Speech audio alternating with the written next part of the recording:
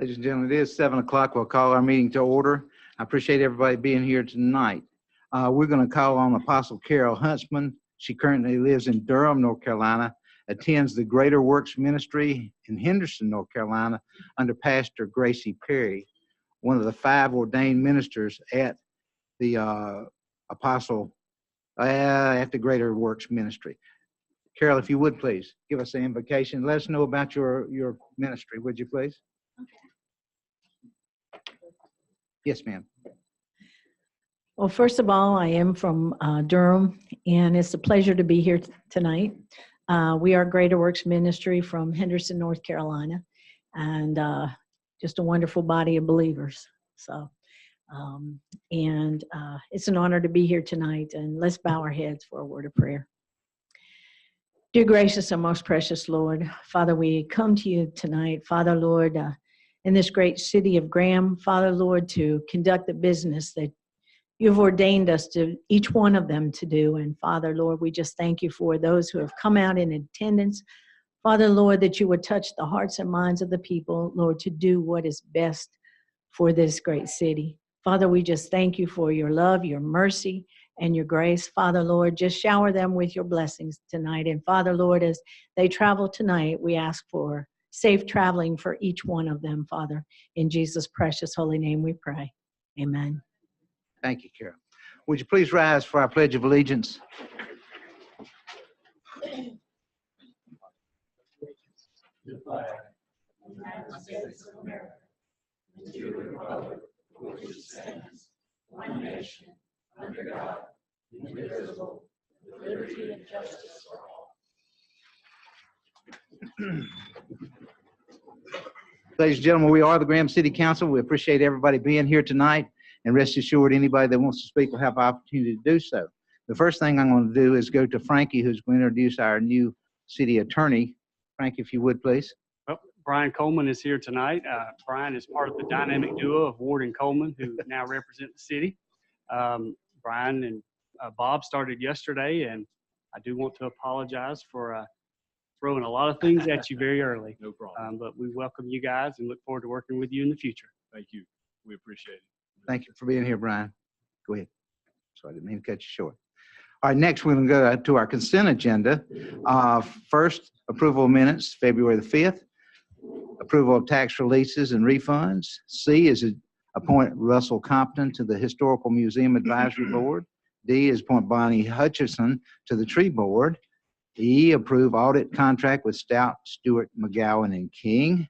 F, approve resolution commendation and appreciation to Officer Todd Lamb. G is approve resolution to amend the Regional Geographic Information System Agreement. H, approve resolution authorizing conveyance of the 2004 Ford Crown Victoria.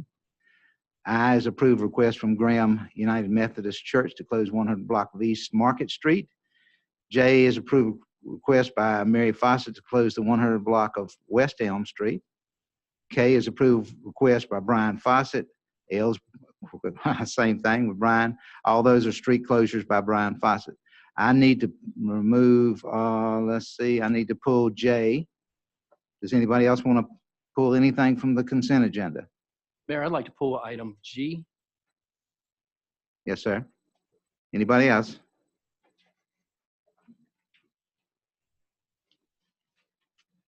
Okay, let's go to G, approve resolution to amend the Regional Geographic Information System Agreement. Mayor Pro Tem, if you would. Thank you, Mayor.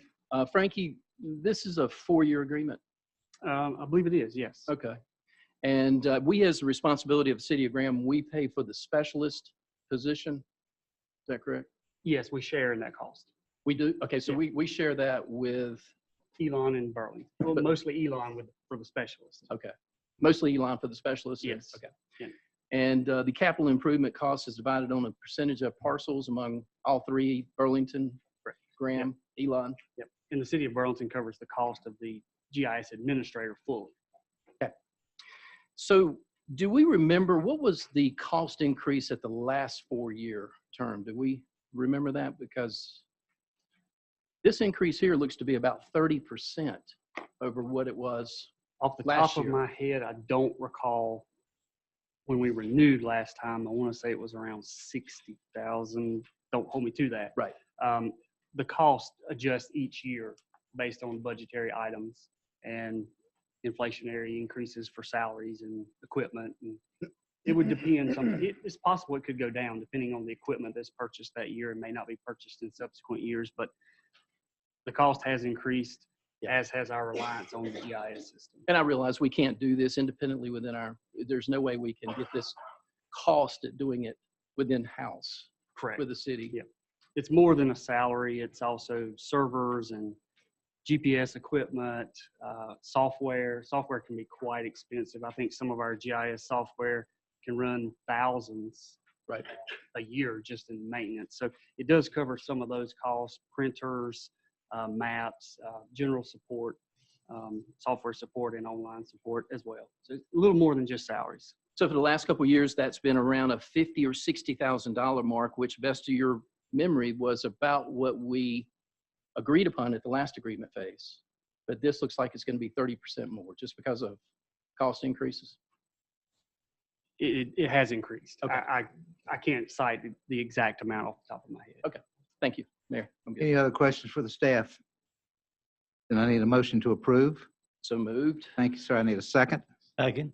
All in favor, say aye. All opposed likewise.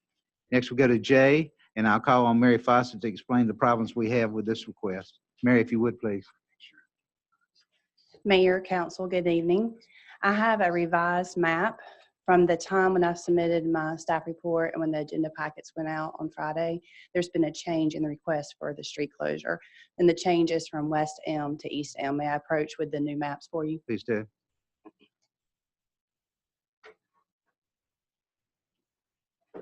Go to the floor with it, okay? We'll go to the floor after you finish.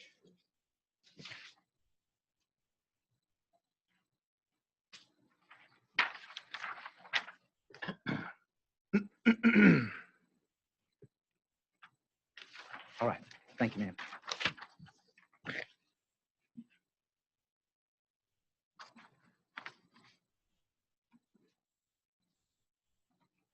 You want to explain what happened, if you would, please?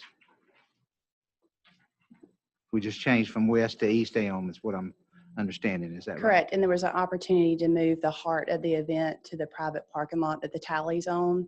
And so with that switch of moving to behind Colonial Hardware, it made more sense to make the request from West Elm to East Elm. Okay, would you mind answering questions? No, I would love to. Melody, would you start? I have none, thank you. Griffin? So the block of West Elm and East Elm, both of those would be closed, No, that's incorrect, just East Elm. just East Elm. No question. Lee? Yes. So Mary, is Highway 87, which is North Main Street, is that still looking to be closed as well? It's in discussion, but it's leaning towards that it will be open. But access will be granted off of North Main Street to kind of enter this area where the event's going to take place. Correct, with foot traffic, so access down the alleyway. Thank you. Thank you, ma'am. Thank you. Anybody else want to speak on this item? If not, I will ask for a motion from the floor. Since I pulled it, I'll make a motion to approve. I need a second. I'll second. Thank you, sir. All in favor, say aye. Aye. All opposed likewise. Thank you, Mary. Next, we go to old business. Read the original consent. The remaining consent items. Not my fault. Thank you. That's why we pay everybody up here, ain't it? All right. She said I didn't make a motion to approve the rest of the consent agenda. It was A, B, C, D, E, F, H, I, K, L, M, and N. I need a motion to approve those. So moved. Thank you, ma'am. I need a second. Second. Thank you, sir. All in favor, say aye. Aye. All opposed likewise. All right, now we go to old business. Public-private partnership, the P3 East Interstate Service Road. Alexa, are you handling this for us, please? Good evening, council. This will be a joint presentation between myself and Frankie based on the developments that have happened in the last month with regard to the property on East Interstate Road. So the property under consideration, there have been two additional offers on the, or one additional offer in addition to the offer that was presented at the last council meeting that we requested additional time to give feedback on, in addition to the option of having it as a public-private partnership. So I'll turn it over to Frankie to explain the two offers that are on the table. Okay, so we did receive an offer a month ago, but it was not quite in time for us to prepare a staff report for the council. Since that time, we have received a subsequent offer of $240,000, which would be the highest offer received. Those two offers fall below the amount we paid for the property and also fall below the amount the council originally stipulated that we would ask for the property. It also falls below a market analysis that we conducted 3 or 4 years ago when we first listed the property with a broker for sale. So that brings us to a dilemma when determining whether or not to sell it. And Brian, feel free to chime in, but the state constitution requires us to receive adequate compensation for real property when it's sold. And Brian, do you want to add anything? I mean, exactly. Article 1, Section 32, in a nutshell, says that the property has to be sold or needs to be sold for fair market value. Anything below fair market value may be viewed as a gift, and that's going to run contrary to the North Carolina Constitution. So maybe the safest course of action, may be not to accept the offers that are out there right now, but to get an appraisal, so you'll know what the fair market value is, and then you'll be in a better position to determine how to dispose of the property once you get that fair market value. That's a very viable option. Okay, question for staff. Griffin, start with you, please. So I guess fair market value, how is that defined? I mean, Well, if we come back with an appraisal, is I that the think number? what you'd have to get is a licensed appraiser to go out and appraise it, and they would determine what the fair market value is. That they would come up with the determination. And your market studies have said, put us where-ish? The analysis from 3 to 4 years ago yielded a $55,000 to $60,000 per acre sales price, which is a little less than we paid for it, but more than the current offers. That's the best information I have as far as a market analysis that was submitted to the city.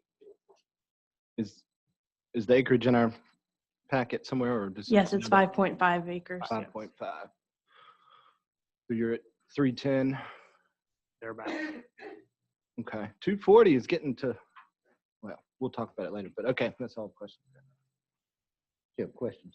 How do we select an appraiser, Frank? I mean, is there a process to that, or we just There pick could one be. out, or I mean, is it a? There could be a process. The amount of the cost doesn't require that we bid it or receive qualifications. We can probably choose one that we perhaps have worked with before, and get the appraisal done in the interest of time. That's all. Lee, questions? I do. So that quote that you gave on the acreage, that's probably usable acres, buildable acres. Gross acreage Is it gross acres? for the most part. Yeah. But I mean, it's hard to consider acreage if it's not buildable. The market value of unbuildable acreage goes down. Is that correct? Considerably. Perhaps. Okay. And this parcel here is heavily encumbered. Is that correct? Does have an easement, yes. It does have an easement. And it's also, you've got to grant 35 parking spaces to lot 2, whoever improves the parcel. Correct. Correct. Okay. So Brian, in your professional opinion, you think if we were to entertain an offer that is maybe not fair market price, but at or above the assessed value that the county has placed on this lot, do you think we'd be in the spirit of the state constitution of meeting something that is, as it's put, adequate consideration? That assessed values for tax purposes. It is. I would hesitate to say you could rely on that for fair market value to base to stay within what the state constitution is mandated. Sure. But isn't it common practice that most people use that as a baseline? Something that's good to compare with? To compare. Yep. To compare. And what is the assessed value of this parcel, Frankie? 250. 250 little even, over 250. maybe? Yeah, 250 even. And the offer that we got on it's 240. So explain to us, if we accepted this offer and we put it out for upset bid, for someone else to put an offer on this, explain where that offer would have to beat the minimum requirements to be considered a legitimate offer. I think you got to have an appraisal to determine that. To my opinion. Well, no, the upset bid process. For them to put in a legitimate upset bid, you know what? No, I don't- 10% of the First first 1,000. 1,000 and 5% of the balance. Which means if someone was to put an upset bid on this property, it would push the value up over 252,000, or the price of the offer up to over 252,000, which would put it above the assessed value from the county. Yeah, But- I'm just hesitant Sure. to rely on the assessed value used for taxes. I just, Right. No, I understand. I understand. No more questions. Thank you. Melody, questions, please? sir. All right. Thank you, Brian. Thank you, Alexa. Thanks, Frankie. Does anybody from the floor of the Herlockers are here? Come up, Tom, if you want to speak. Okay. Does anybody want to speak on this? You understand where we're coming from?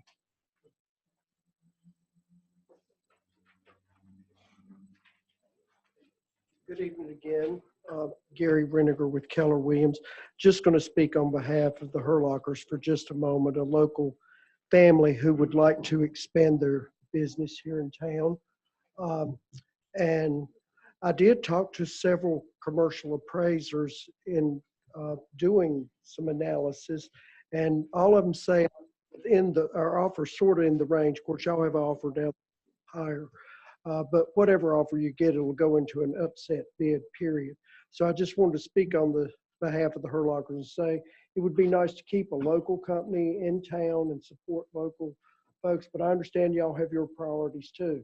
But I also encourage the city to think hard about the value. Sometimes just because you paid something for something doesn't mean it was worth that. So that's all I'll say about that. Mr. Herlocker, thank you for being here, sir. Yes, sir. Anyone else want to speak on this? Come up, Jennifer, if you would. We had Jennifer Talley, 808 Sideview Street, Graham. We had a little bit of time to check around, and I just really do feel, because I know Frankie was seeing if we would up our offer, and if you do put it out, it's still not sold. Right. It's just advertised to everybody. And isn't that really what true market value is? I mean, That's not the, Brian handles stuff all the time. that's not the question at hand. The question is, are we constitutionally proper in doing what we're doing? And by our attorneys, we're not. We have to get an assessed value of it and then put it back out there. I think the assessed value will come back close to where we're at. You're just going to have the expense of now paying for an appraisal that you otherwise wouldn't have. And what I've seen in the past is that they offer the property, take it to the courthouse. It stays open for upset bid for 10 days, and people will either upset it or not. And I'm kind of like with Lee's idea of, man, we're so close to 250. If you just even make one upset bid, which would be additional 5%. 10 on the first 1,000. 1,000 And then 5% for on the the rest. rest. Yeah. Yeah, which So- would push it over 250. We agree, Yeah. but we still have to do what the Constitution of North Carolina tells us, and that's to have an assessed value. If we sold it for less than what that assessed value was for, that would actually be a gift to whoever we gave it to, which is against the Constitution of North Carolina. So you're saying, is it your legal opinion that it would be illegal for the city council to sell this property for $240,000? no. I'm saying Because we when I don't talked to know. several appraisers, they said it was well in line with the market price. What I'm saying is, I don't know. I have no idea. You know, I think you got to get an appraisal, and that's the only way you're going to be sure that you're hitting right around that fair market value. And this is an appraiser that the city manager picks. I have no idea. We haven't gotten that far. We don't know. Okay. I just hope it'll go to a Graham veteran. Well, It's now been in this town. even the bid that's higher than them is some Graham people. So there you go. I mean, that's good too. I just, Okay. Thank you, Jennifer. Anyone else? Tom, did you want to speak? Come up, please. Yes, sir. Tom Boney with Alamance News, 114 West Elm and 1240 Gemstone Court.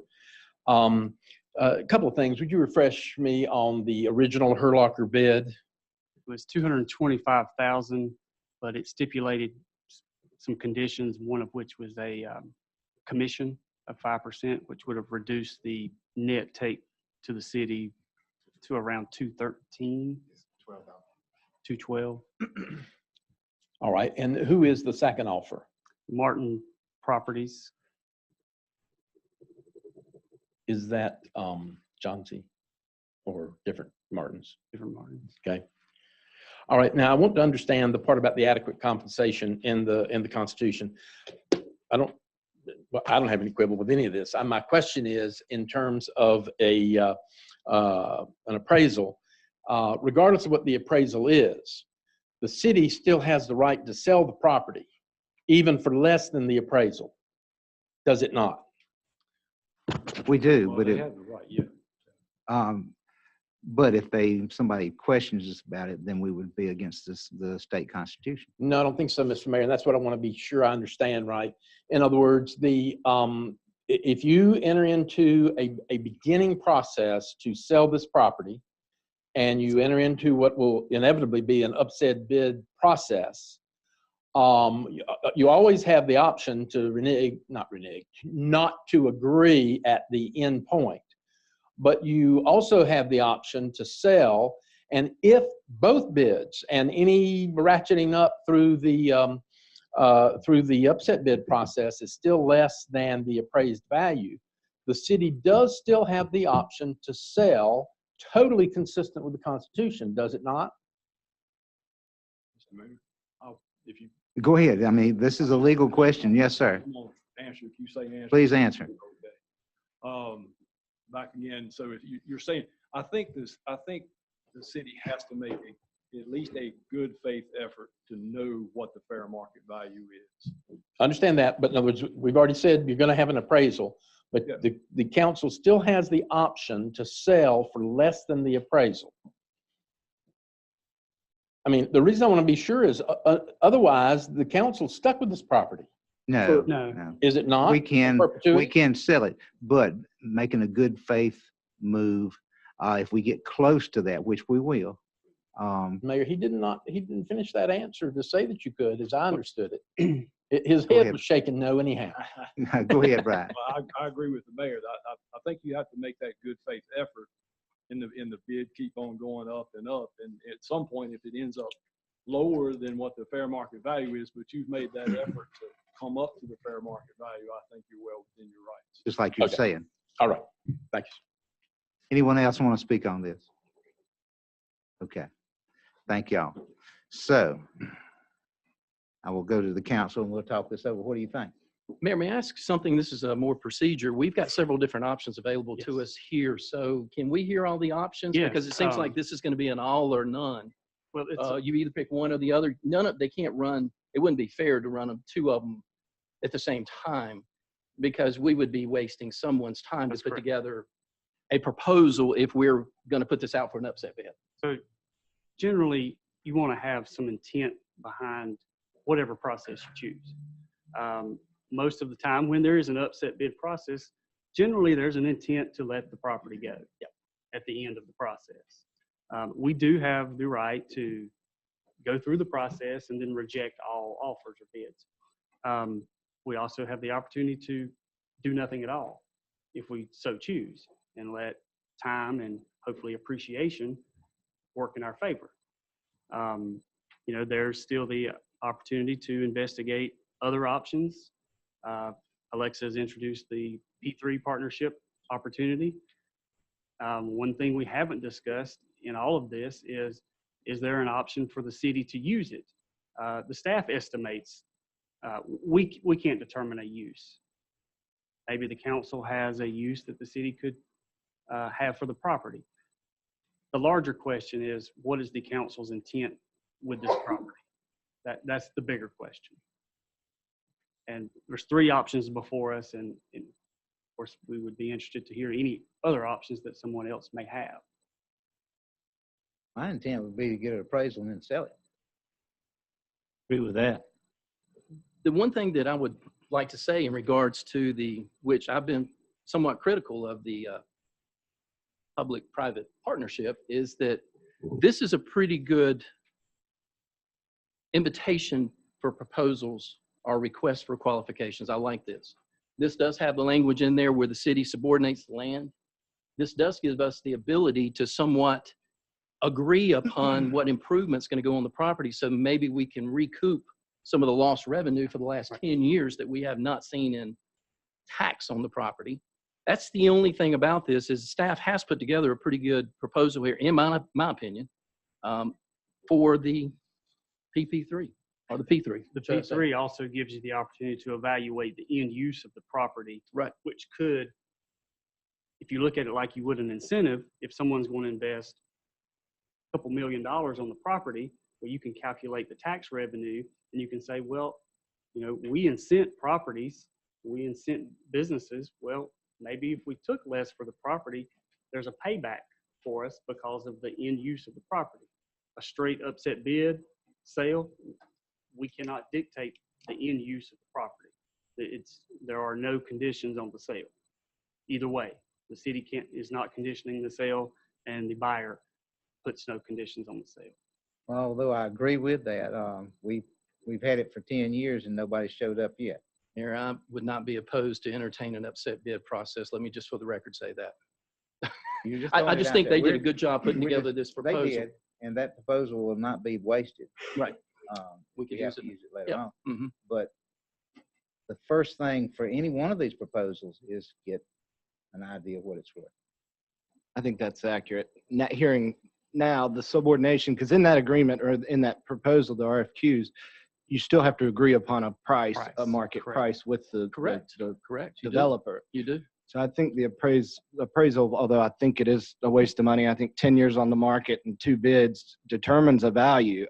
If this still allows us to pivot and go either way. You could also look at the money spent on appraisal is far cheaper than it would be to defend a lawsuit if someone was to accuse the council of violating the Constitution in your oaths of office. That's one way to look at it.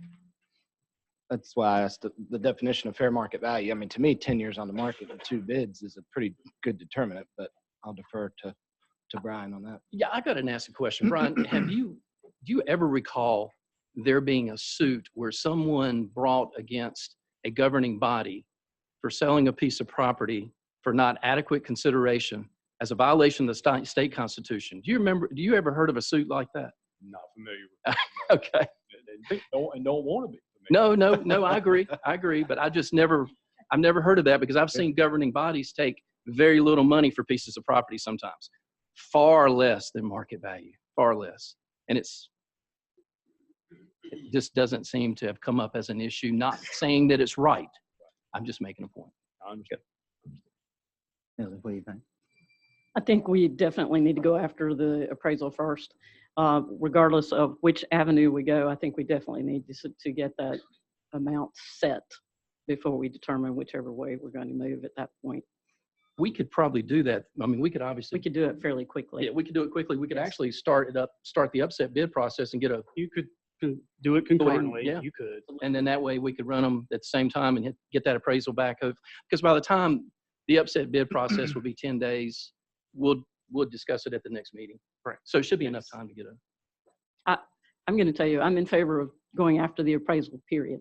Oh, yeah. I'm not in favor of going through the process of the upset bid yet. But if the appraisal comes back at 300,000, are we then committed to the upset bid process? Okay. No, we could turn down any offer anytime. Okay. Yep. As long as we can move in another direction quickly, that's fine. We can always turn down any offer. Okay. let's get the appraisal. Okay. Let's direct So I staff. to think get the I'm getting a appraisal. consensus from 5 of us that we want There's actually a resolution in Yep. there that will start the process of the upset bid and outline the various procedures with the process. So, Mayor? on just one second. Okay. Let me find that. Is that on page 46? 47. 47? Well, that's the resolution. Oh, okay. 46 will have some. 46. Yep. The motions. All right. Mayor, I move to approve the resolution authorizing sale and upset bid process for property on East Interstate Service Road, as well as initiating an appraisal of the property. Thank you, sir. I need a second. Second. Thank you. All in favor, say aye. Aye. Mr. Herlocker, good luck with you. You see where we're going, and you know where we need to go. Is the Martins here? They indicated they would not be here. Okay. Good luck to them too. Thank y'all. We appreciate it. All right. That crossed off. Next we go. Public hearing, Woody signature, CR 1803, request by Brian Wise to rezone property located on 919 and 957 Woody Drive. Nathan, you handling this for us, for the staff, please? Yes, sir, Mr. Mayor. This is a request to rezone the subject property from R18 to conditional residential with the proposed use as dwelling multifamily. The project will include apartment buildings with up to 264 residential units, as well as up to 28 townhome units. Amenities, including a clubhouse, office, and pool, are also included. The developer is interested in requesting alternative compliance for building spacing as shown on the preliminary site plans. While outside of the Highway 54 overlay district, the developer is proposing a mix of surfaces, including brick and/or hardy plank or similar composite products. Approval of the project as requested would not permit vinyl construction at this location. Access to the site will be provided via Woody Drive and Whittemore Road. The planning board tied 3-3 on this item and made no recommendation. After the planning board meeting, there were some additional pieces that were submitted. One was a site plan showing, a landscaping plan showing the proposed residential buffers around the project. And then there was a site plan that was submitted, I believe it was submitted yesterday. This moves the townhomes so that they're adjacent to the structures on the north side. And the staff recommends 2 additional conditions that were not in your packet. The first one being that the landscaping shown on the concept plan by Deborah Brown on February 12th, 2019 be adhered to. The second being that the structures and layout as shown on the sketch plan by CTP Engineering with revisions through March 4th, 2019 be adhered to. All right, you see on your printed motion that those 2 things are in there. All right, first questions from the staff. Start with you, Chipper, please. Okay, this new plan, is the townhomes going to border the outside of the property and the apartments be in the center, or how's that going to play out? The townhomes will be on the north side and will be primarily serviced off of Woody Drive, but there will be access that could be provided off of Whittemore if for some reason that drive needed to be closed for repair or a crash or something. Yeah, but I mean, the townhomes how are they going to be in relationship to the apartments? So the townhomes are these structures here. Say it to me again, please.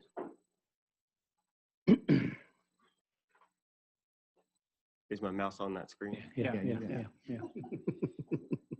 See the crossover. So we got one drive. One drive is going to be coming off of Whittemore, and 2 drives will be coming off of Woody. That's correct. 3 off of Woody. There's a drive here and a drive here, and then there's one drive here. Off of Whittemore. Yeah, One off of Whittemore. Whittemore So and 2 2 on off of Woody. 1 on Whittemore and 2 on Woody.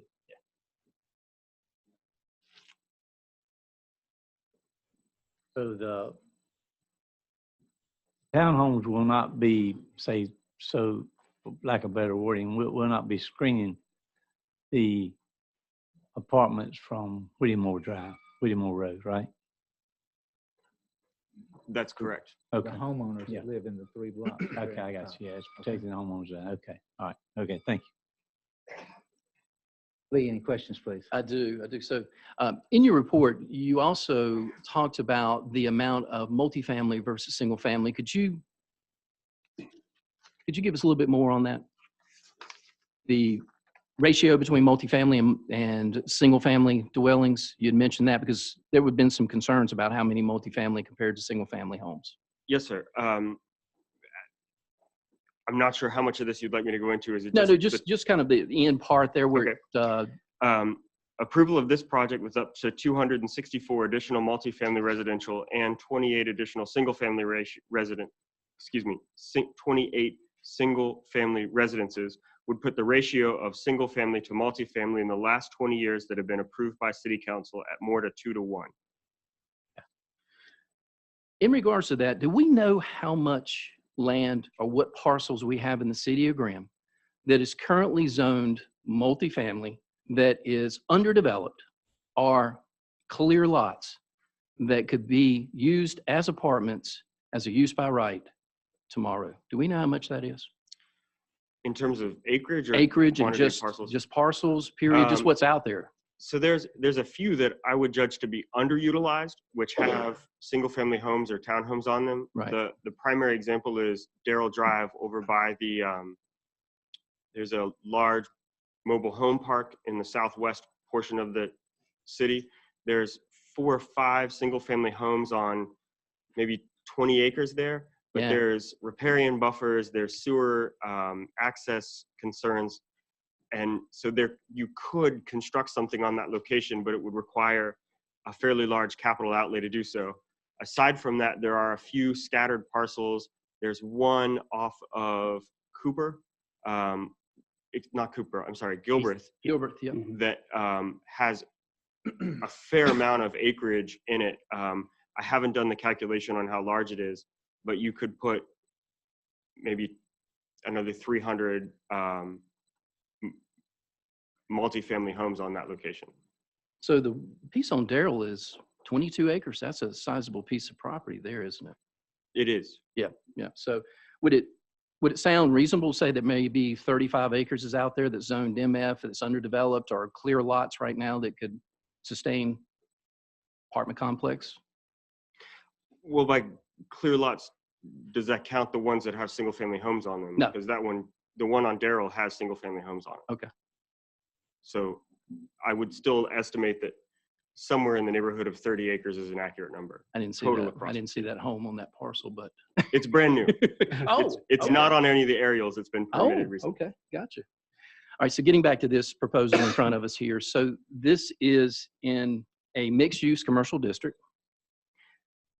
By our future land use plan, yes. Yes.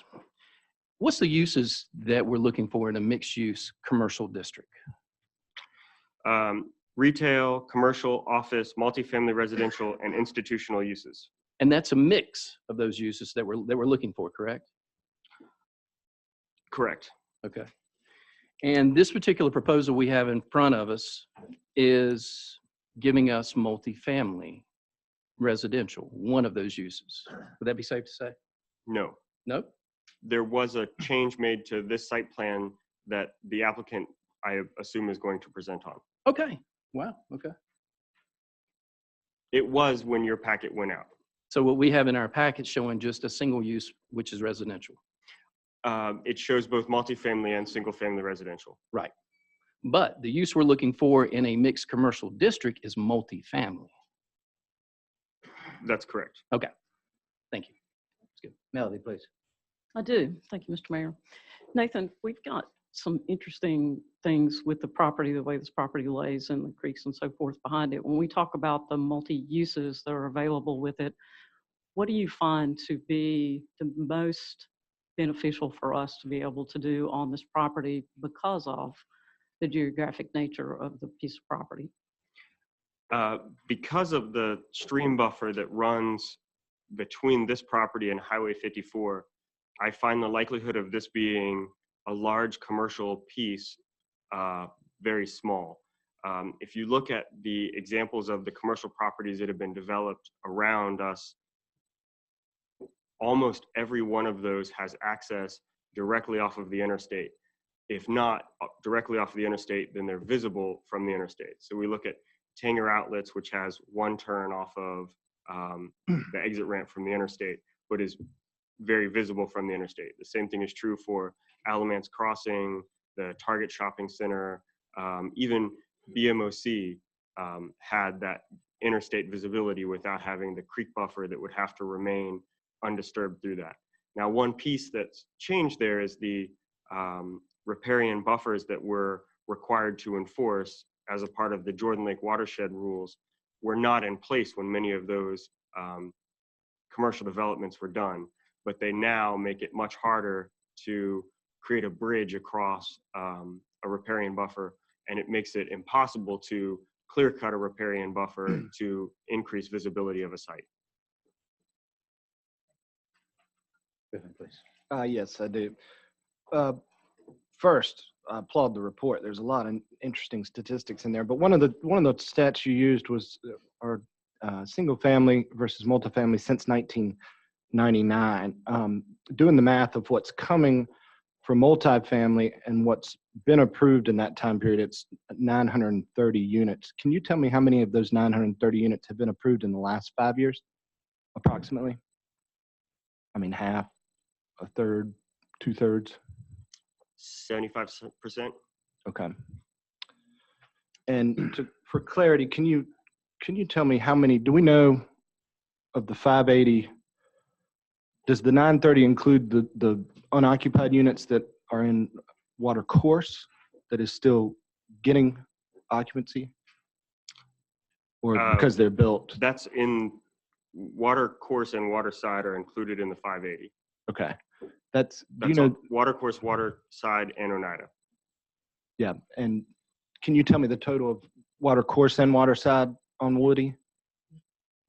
I believe it's 204 and 244. Okay, so 450. 448. Yeah. All right. Okay. Thank you.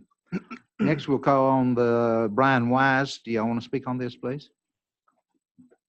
Give us your name and address, please, sir. Sure. Brian Wise, 7010 CrossFit Court, Summerfield, North Carolina. And I'm here representing Signature Property Group. Nathan has done a nice job presenting some of the details regarding the plan and kind of the evolution of the plan. We've spent, as a company, several years studying Graham for multifamily use. We have built in Mebane and Burlington 2 nice new communities that have performed very, very well. And so a couple of years ago, we put some property under contract off of Hardin Street on the other side of the interstate near Riverbend Road, and are in the process now of building these apartments. And between what we've seen in Mebane and Burlington as far as demand and just market performance, as well as our interactions with the city and planning department, we've had a great experience. And so we felt like there was more demand out there for additional multifamily. And we began a search to look for the right property for another project and feel like this is the right one. As Nathan kind of pointed out, there's limited availability of anything currently zoned for multifamily. And so everything that we would have to look for would require rezoning. And so when we came across this property, it kind of checked the box as far as all of the development considerations that were important to us. It had water and sewer nearby, the topography was good, everything about it worked well. But knowing that we could not build apartments by right, one of the big considerations for us was what the future plan called for, and would we be in conformity with the vision of the city of Graham. And so Nathan, I've sent a few. So this just shows the current zoning of the property. You can see there, trying to highlight it in R18. And if you could skip ahead one more. And so looking at the future land use for the city of Graham, you can see there's a high intensity uses generally right around I-40. And this particular property is close to I-40, probably within a half a mile of it. And if you skip back, I'm sorry. Tried to highlight where the property is, but it is shown as mixed use commercial as previously discussed. Nathan's got his cursor on it right there. So skipping ahead one. So these are a couple of the excerpts from the city plan, and it talks in various sections, but in specifically right here about focused development and having kind of more intense development in certain locations and extending, water and sewer and infrastructure as part of that development. And, in essence, it's saying we are opposed for growth and want to have smart development. If you skip ahead, Nathan. So what we build is Class A apartments. We're very proud of what we build. We have a build and own strategy, meaning that we will manage what we build. We are building right now in Raleigh, as well as have a project getting ready to start in Fuquay Varina outside of Raleigh, and have recently completed the projects Mebane and Burlington, and have then the one under construction in Graham. So we feel like from the standpoint of conversations we've had with planning as well as our neighbors, the aesthetics of what we build have not been questioned or have not seemingly been a concern. But as you've kind of heard a little bit, there has been an evolution of the plan, because what we have tried to do is take a collaborative approach so that we can modify the plan to take into consideration the concerns of our neighbors. If you would, please, Nathan. So this was the original plan, which had the townhomes actually on Woody Drive, kind of on, I guess, the southwest side of the property. And so I'm trying to think of the timing, but I think it was late January, we hosted a neighborhood meeting so that we could get input. And Nathan, if you'd skip ahead. And so one of the things that was very important to the neighbors, especially those on Noah Road, was, given the proximity of our project and some of the larger buildings, they wanted to ensure that we had adequate landscaping. And so we had our landscape architect develop this plan. We, have very intense plantings shown along Noah Road, as well as pretty intense plantings along Whittemore, with one of the primary differences being on Noah Road, we're looking to use basically evergreens and evergreen trees, evergreen shrubs to provide that visual barrier. Along Whittemore, we intend to have, again, very nice plants put in, but also have a mixture with some canopy trees as well, as you would typically see in new residential development. And then one of the requests that was made was to have a privacy fence installed, 6-foot privacy fence along Noah Road, so that, again, there would be that separation between us and the existing single family, and we're certainly amenable and willing to do that, add that as a condition. Nathan, if you will. Just one piece, what's written here says a 4-foot tall iron fence. So that would be something that would need to be specified as a condition in addition to everything else that here, a 6-foot high privacy fence is not addressed in the documentation.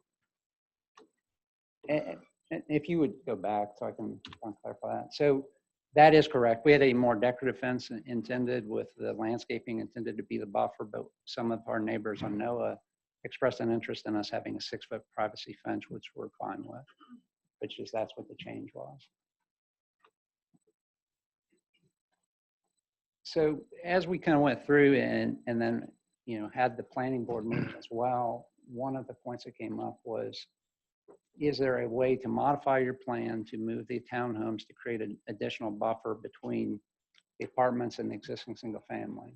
And so working with our civil engineer, we were able to kind of shift things around and create that revised plan, which I do think does a nice job as far as creating a buffer between the larger apartment buildings, using the townhomes, which are going to be 2-story buildings.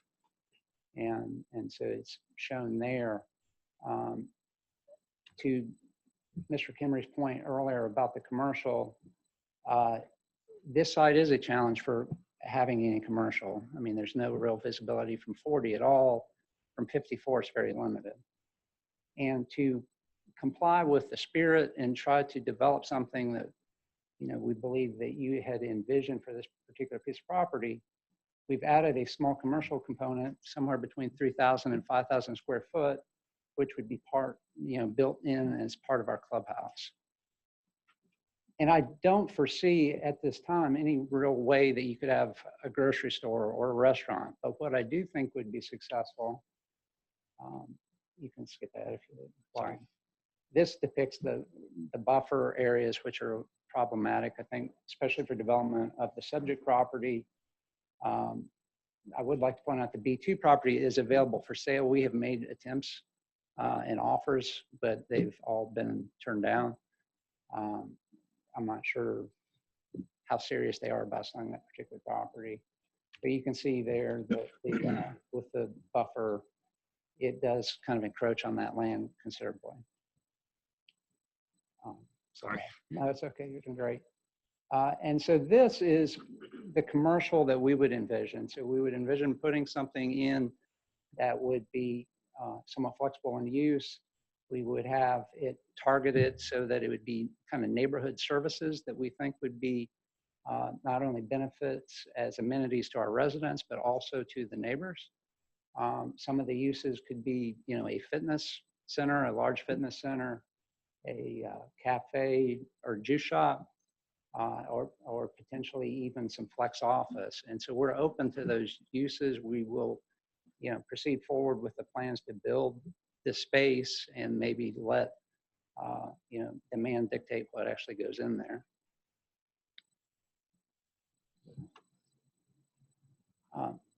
I anticipate that a lot of the conversation will center around traffic concerns. And so we actually have a representative from Ramey Kemp who performed our traffic study and could kind of talk through and walk you through kind of the planned improvements as well as some of the conditions to our development that NCDOT has imposed. So if that would be appropriate now, he could come up and walk you through that. Yes, sir. Thank you. All right, thanks.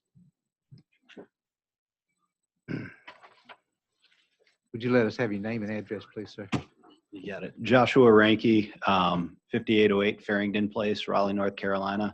I'm a traffic group leader at Ramey Kemp and Associates. We're a transportation engineering firm, so we were brought on to do the traffic study for this project. We work on about 200 studies out of my group a year, kind of ranging from this area on down to Wilmington. So kind of give you a little background, we worked with the city and NCDOT staff throughout the whole process of the traffic impact analysis. So that starts with the scoping of the study area all the way through assumptions that we have in the traffic study to the review. So the traffic impact analysis that we had sort of focused on the I-40 ramps, eastbound and westbound, and then kind of came down Hardin and went to Woody Drive, Whittemore, and then Ivy and Sunset. So that's kind of the study area we're looking at. We do expect the majority of this traffic to go to the I-40/85 ramps and kind of disperse there. That's approximately half a mile from the site, so the majority is going to be along Hardin for a short period of time. One of the things as we go through the analysis, what we do is we get existing counts out there and then sort of project up to the future year. So we use a growth and some adjacent developments. So any known developments in the area, we include that in our analysis and then sort of put our site on top of that. So it's all encompassing of what could go on out there, and you use those traffic volumes when looking at mitigation for the impacts. So one of the things that kind of came up there is we noticed the signal timings along there were sort of problematic, not conducive to getting traffic to flow through. That's one of the recommendations we made that NCDOT and city staff agreed with. That is currently being looked at. So Summit Engineering is currently looking at that. So we were asked to coordinate with them. One of the other things that's going on out in this area is there is in the planning phase currently, it's a STIP, which is State Transportation Improvement Program project, where they're looking at intersections along NC54 Hardin, and they're looking at different improvements there. So it's sort of in the planning phase now. There's nothing solidified. I know they were looking at turn lanes at Woody. They're looking at improvements at the ramps. This is in addition to any timing improvements, and they're kind of ranking those and making decisions on those. So one of the things that came up when we're looking at improvements is you know, we knew this was coming. These improvements are coming at some point, but we weren't allowed to include them in our analysis because it's kind of an unknown thing since it's working through the planning. So as part of our mitigation, we did recommend they look at timings, have our team kind of work with them in terms of retiming some of the intersections along there, just because patterns have changed over the years and it's not as conducive. So that's kind of what we looked at in terms of, you know, the details on the STIP project. The kind of where we're getting there was, you know, it's in the planning phase. You know, I wish I could share more, but I just don't have a lot of information right now because it's not solidified what the improvements. I know they were looking at turn lanes along on Woody for both approaches, actually a right turn lane, and then some improvements at the ramps. And also the culvert actually between Woody and Whittemore. They're looking at upgrading that. So that would allow for those improvements on the minor street approaches there. And I'd love to answer any questions if you all have any. Yes, sir. Thank you. Lee, start with questions, please. Yes. So is there any improvements that's going to be required for Woody and Whittemore? As part of this project, it would not. No, Okay, we kind of looked at the levels of service. We're still at an acceptable level of service. We're starting to see some queuing.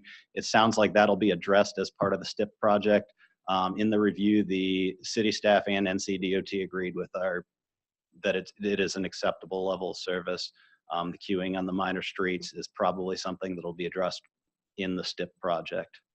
So there won't be any turn lane or widening of Woody or Whittemore for the turn-in areas coming into this project? Correct. As part of this project, you are correct. Right. Thank you. Melanie, questions, please. Yes, sir. Thank you. So mostly what we're looking at is the timing of the lights. Is that correct? Yes, Okay. correct. And that's what we don't know when those might be put in place. Are we still waiting on timing on that, or are we? Well, that is something that can be upgraded. It's something that we were told Summit Engineering was starting to look at anyway. So we're kind of going to share our information with them and sort of help them out with that. I know they look at whole corridors of that. That's not something that is like part of the STIP project where it's in the planning phase. It's something that could be acted on a lot sooner. So it's our team will work with them and say, it looks like it could operate better like this in terms of what we've seen in our analysis. Excellent. Thank you. Mm-hmm. Griffin, please. Oh, sir. Yes, you mentioned turn lanes for Woody. Are these turn lanes that's coming off of 54? Is that correct? They would. My understanding right now, and this is in the planning phase for NCDOT, it would be a right turn lane off of Woody, I believe, for the eastbound and westbound. Okay. Now, and this question, I think Lee has already touched base on it, but Woody Drive, I mean, water course, I believe they put a turn lane in. Have you spoken with DOT or gotten any input from them that you will be required to do turn lanes for this project off of Woody? No, we would not as part of this project. So we've gotten the recommendations back. They've reviewed the TIA and agreed with it. They're not saying we need more turn lanes on Woody. That is correct. And part of the reason is that typically if you have a left turn into a site, it's kind of a more safety thing where right turn cars aren't coming to a stop. They're just kind of slowing down and turning right. Usually you'll look at, so if we were on the flip side of the road, we'd probably be looking more at that along Woody. But that's typically why you'll see left turn lanes put in before right turn lanes. So, and on Whittemore, there are no plans to put a turn lane into Whittemore either? No, that one primarily because it's expected less drive. traffic would, if the majority of the traffic's coming off the highway, working its way down, you're just going to have a much lower volume there. And I mean, this has already been cleared by DOT. So Correct. Yes, they've reviewed it. Now with DOT is driveway permits. Correct. They'll have to get the driveway permit. So essentially it's not set until the driveway permit is set, but the recommendations are when DOT reviews our work, they'll make recommendations and sort of make those a requirement of the driveway permit. So you are correct. All right. Thank you. Mm-hmm. Thank you. Any question for Mr. Wise before we go on? I do. So, Mr. Wise, if you would please, sir. The commercial component that you've incorporated in the new proposal, give me that square footage again. We'd be looking at between 3,000 and 5,000 square feet. Okay. And is that going to be just an unfinished shell until you find, because you had mentioned you'll look at the market and see what interest is out there as far as, That could, part of it could be comprised of that, but we will build some of it out. The fitness center, gym, kind of health spa, we would build out, and we would use that as an amenity for our residents, and then offer it up as membership opportunities for any neighbors that might want to use. okay, so you will have a gym that you'll be up and running with pretty soon that'll be open to the general would be- public as well as, okay. It'd be with the first CO because you want those amenities in as soon as possible, sure. Yeah.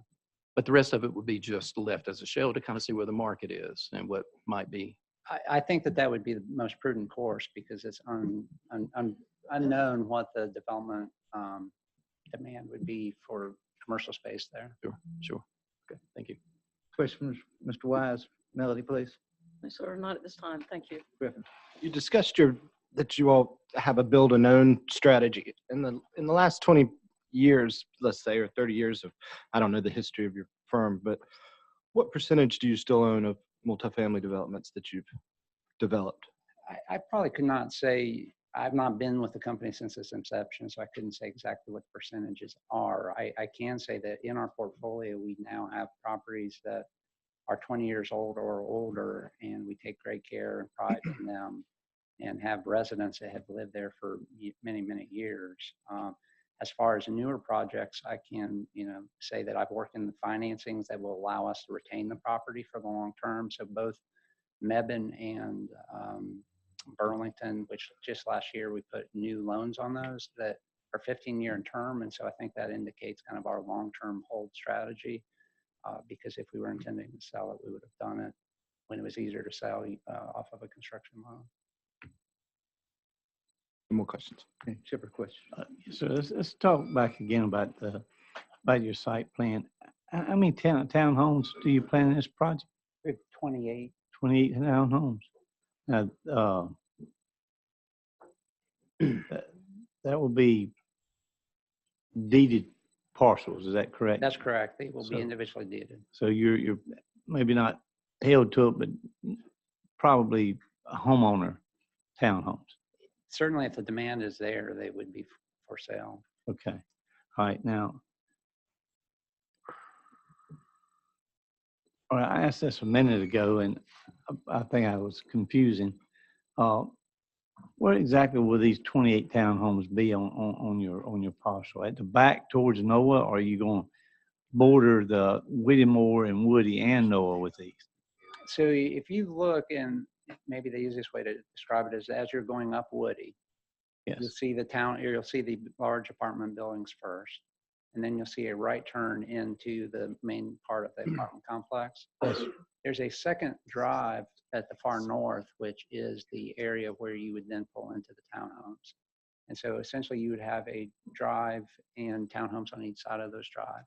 Okay, so they're going to basically border the back where the Noah residences are. Right. So when we had the neighborhood meeting and got considerable feedback, one of the comments was, is there any way to modify your plan so that these smaller townhome buildings can be the buffer between you and the existing single family? And so that's the change that we've made to try to accommodate that, as well as the apartment building that is closest to the corner of Noah and Whittemore has been moved back from a 25-foot setback to a 50-foot setback.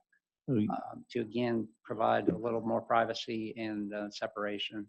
So you're kind of protecting third story residences being able to invade on the privacy of a homeowner. That's correct, as well as the apartment with the way that's configured, the balconies are on the front and the back, so that you have more, it's less private there. Whereas on the side, that's where you enter, go up through a breezeway, and it would be very private to the. So these homes will be protected as far as their privacy goes. We're trying to do everything we can to do that. Okay. All right. Coming back down, Whittemore, is there any buffer or screens for the homes coming along Whittemore? We have the landscape plan that we showed earlier, which has a considerable buffer on it. As you can see there. So we will certainly have that.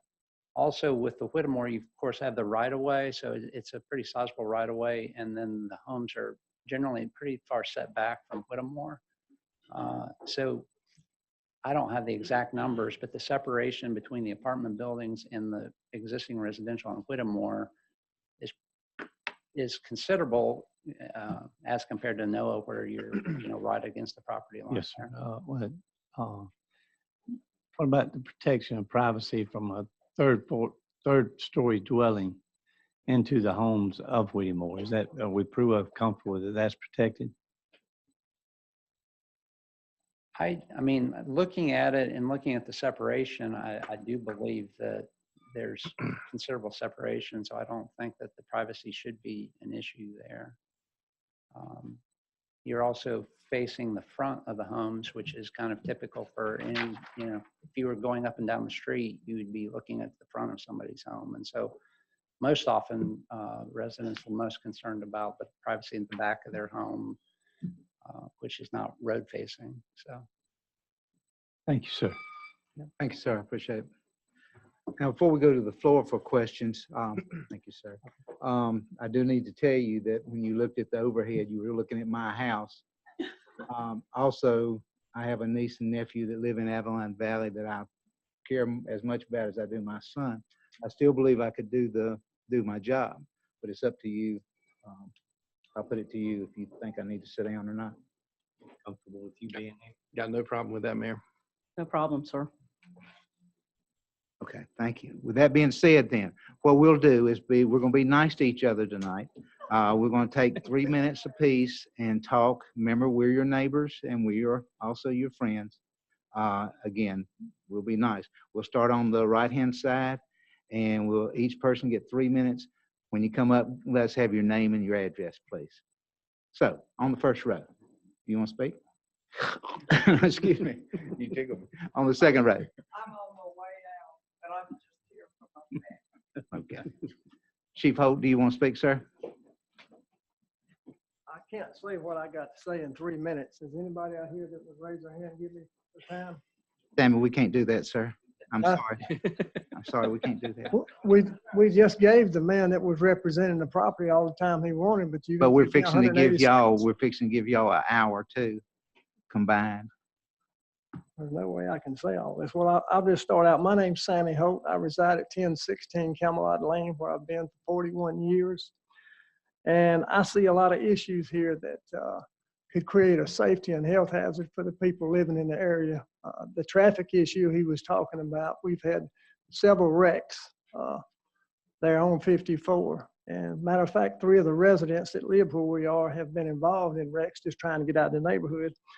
And I'm gonna have to go real quick on this because I'm not gonna get to what I want to get to. But the bottom line is, I don't think adding a few stoplights and stop signs is gonna fix it. We only have one means of egress in that area, and that creates a lot of problems, as y'all know.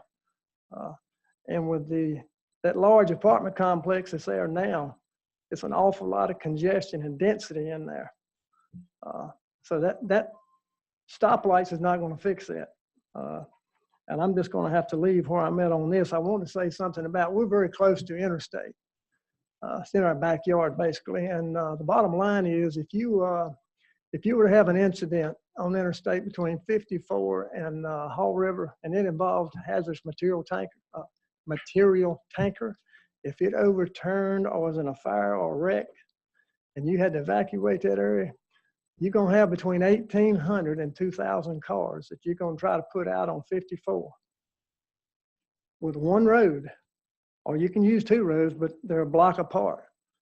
That's a recipe for mass, just a big screw up. That's not going to work. That'd be a mass chaotic experiment, is what that would be. But I'm not going to be able to spend much time on this. I was going to go to water and flooding. Basically, there's 2 signs on Woody Drive. Both of them say road subject to flooding. And there's a reason for that. They flooded in the past. And I addressed Mr. Weiss last time I was here. I want to know what he's going to do with all the runoff water. If that land was cleared of those hundreds of trees and all the shrubbery and ground cover. I walked it off twice this week, and that water goes straight downhill. Water's pretty predictable. You're not going to make it turn curves.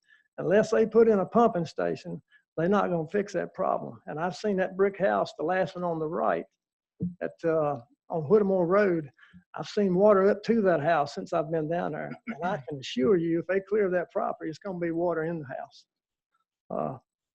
Unless they put in a pumping station. And address that if he wants to, but that's an issue. I also want to mention crime briefly. Large apartment complexes are a breeding ground for crimes, drugs, and gun violence. That's pretty much a given, not to start with. It takes time. For example, I know of at least 4 apartment complexes in Burlington. They started out as nice, respectable places, but they're not nice and respectable anymore, and you get drugs there 24 hours a day. What I'm saying is these apartments start to run down. They've already taken all the depreciation off.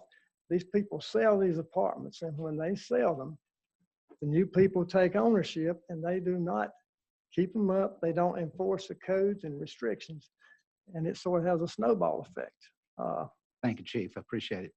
But I want to say one other thing. Can I say one other thing? Very quickly. Okay. I was going to wrap it up with, but I didn't add all my hazards that we were going to be involved with.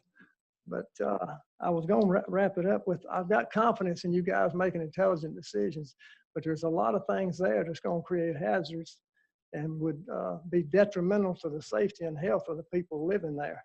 If somebody will give me time to spill it out here, but if not, I don't guess I'll get to do that. But if we overlook the fact that we got crime issues and we were trying to put an apartment complex in an area that's got flooding issues now, not later, but now, we already have flooding issues there. Thank you, sir. Next, someone else in that row? Jeff, anybody on that row? I'm sorry, Sammy. We said 3 minutes and that's it, sir. Anybody else on that row? The third row, Mr. Boney's row? The fourth row? I don't have to come out. Yes, sir, you do. Gary Aikman, I live at 100 Joe Court. Sir, everything is recorded, so you do need to be at the microphone. I'm sorry. I apologize.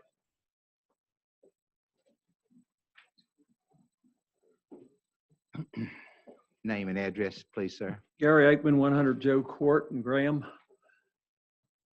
I moved south from North Carolina to North Carolina 40 years ago. Wanted to live in Chapel Hill. They had overbuilt. You can't get through Chapel Hill now. I lived in Hillsborough. They built 78 developments or apartment buildings in the 20 years I was there.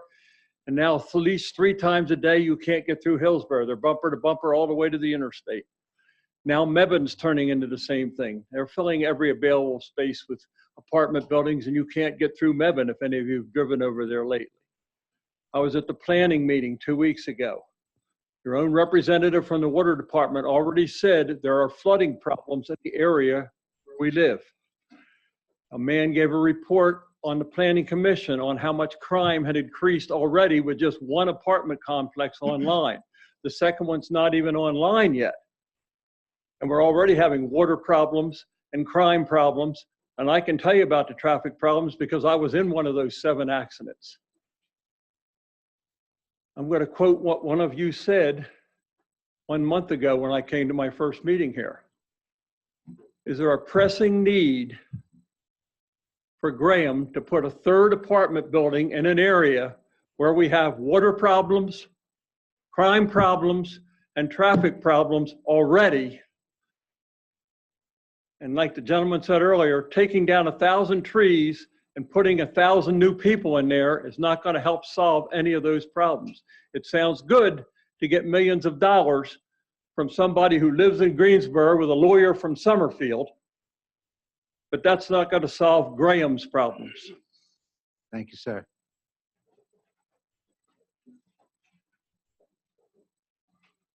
Lisa, you and Alvis want to speak? Next row, Travers, come up, sir.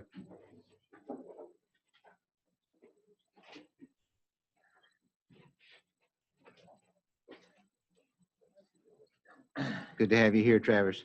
Mr. Mayor, Council, I was born in Alamance County. Mr. Boney can testify. I grew up here, been here all my life, except for a few years at college. The past 40 years this summer, I'm fortunate to live at 619 East Hardin Street, which is directly across from Signature's development. I was involved at bringing signature here for that. I've seen every bit of work that they've done.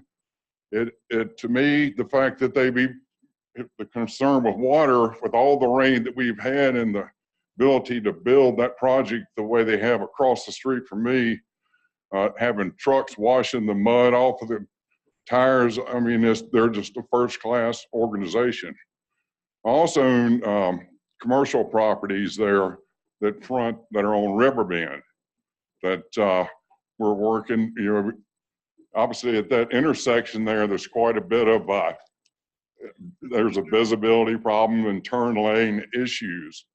The more income that we have and more revenues to fix these things up is, to me, increase the tax base in the city. So along with Mr. Sajpal, we feel like this is one of the most potentially, with the support of the apartments coming in, the commercial area that are there, we have a chance for one of the most beautiful intersections anywhere on 40, 85, either way.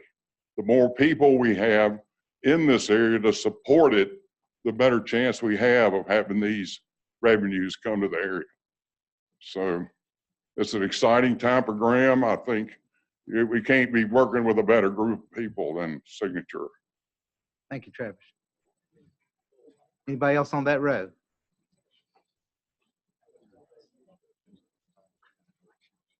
The next row after Travis.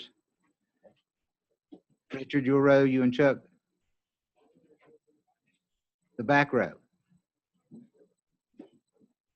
Against the wall. Please ask. Give us your name and address again, please, Jennifer. 808 Southview Street, Graham. Was this property ever requested for multifamily before? Yes. And it was turned down, Yes. right? And that was in line with the 2020 plan, right? The growth management plan. Yes. Right. Not the new. So this council legally said that this project should not be developed for multifamily. No, they did not. That's what I'm asking. Right. Did not. And that was under a different plan. This plan states something a little different for that area. Okay. It was turned down because of the lack of preparation. They brought a napkin in and showed us what they wanted. It was a straight rezoning, and that was all. They were not even required to bring the napkin. It was a straight rezoning. This is a conditional rezoning. Okay. I'm just saying, like, one builder comes in and he proposes something, and I have no dog in that fight. I wasn't the builder. I wasn't the developer. Someone just told me that it was already, seems like the citizens that already, from this community had already came and They had, kind of, but again, a different plan. Now the comprehensive plan that we've got now states it a little different, and that was a straight rezoning, and we felt like they were not prepared when they came in. so this was my question.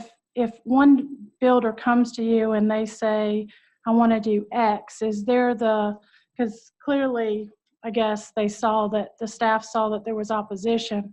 So they came back and said, well, if you build a exercise center and meet this requirement, is that done? Was that offered to the other developer? I don't know. Who was the other developer? Dennis Eulis. Okay. So was that offered to them when they were looking to develop it? Plan, if I may. And they weren't willing to do that? They were unwilling to pursue the conditional rezoning route, which gives the council the ability to put conditions such as buffering, density, other conditions on the plan. They requested a straight rezoning, which would have been multifamily and multifamily only, I believe was their proposal. Okay, mine was just a question. Thank you. Anybody else in the back? Then let's go to the front left. Yes, ma'am. Come up, please. Let's have your name and address, if you would, please, ma'am. Jeannie Neal, 967 Woody Drive. I've lived there, I've owned that property for about 36 years. And I would love for Woody Drive to look the way that Woody Drive looked when we first moved there, but it's not going to. And we're very blessed, I feel, to have Mr. Wise and his company Signature Properties looking at developing it as opposed to the plans that were put forth before. Mr. Wise has worked very closely, especially with, as far as I know, with the three of us that live on the end of that property on the north end on Noah Drive. I would rather see a developer that's willing to work with the community. They put conditions on the plans. He's totally redone the plans to put the shorter buildings on our end, which I really appreciate because we are right butted up against them. Their plans for the landscaping seem to be wonderful.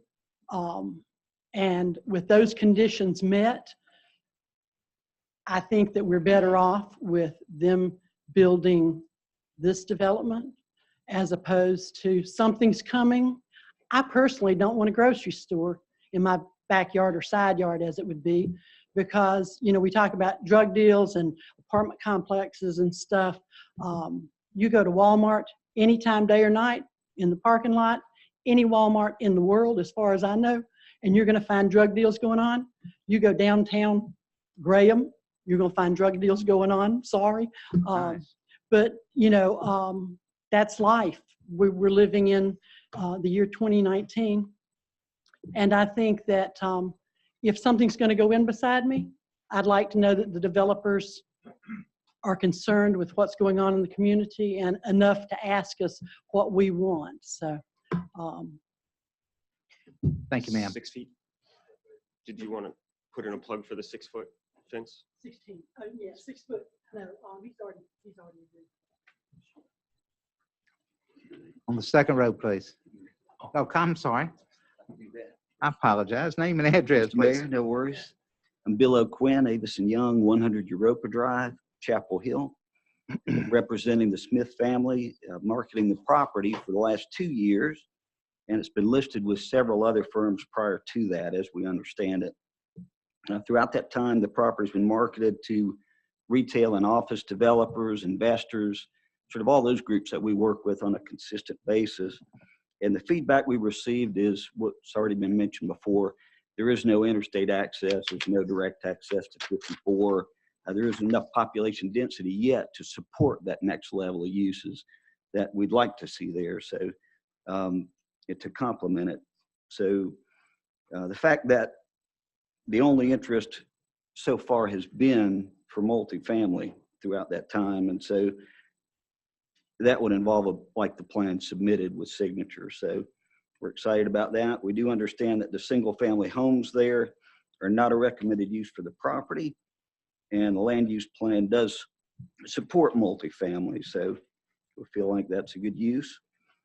And let's face it, if it is going to develop, we've done research on them. We know they're a reputable group. They've done what they've said. They own and continue on with their build. So we'd rather see, as the owners, a property developer like that sort of build it for the community. So we do ask for your support for the project. Thank you. Thank you, sir. Second row, please. Name and address, if you would, please, ma'am. Hi, my name is Heather Smith. I live at 918 Jill Drive in Graham. I would like to provide some background on this property. This property belonged to my grandmother and grandfather. Prior to that, it belonged to my great-grandmother and great-grandfather, J.C. Woody, who Woody Drive was named after. And he was an entrepreneur. He opened and operated several businesses, including Woody Cafe, Woody Hardware, which is now Colonial, and a Woody Esso Station, Bill Isley Florist, and had multiple rental properties during and after the Great Depression. He invested in Alamance County and Graham by opening businesses, buying property, and providing rental property to its residents at the worst possible time. He was ahead of his time with his innovation and forward thinking. He embraced and contributed to the growth of the future of Graham. My great-grandfather originally bought the property located at Woody Drive back in the late 1920s, and he moved his residence there shortly. This property has been in our family for over 90 years, with my grandmother and grandfather moving there shortly after marrying in 1952.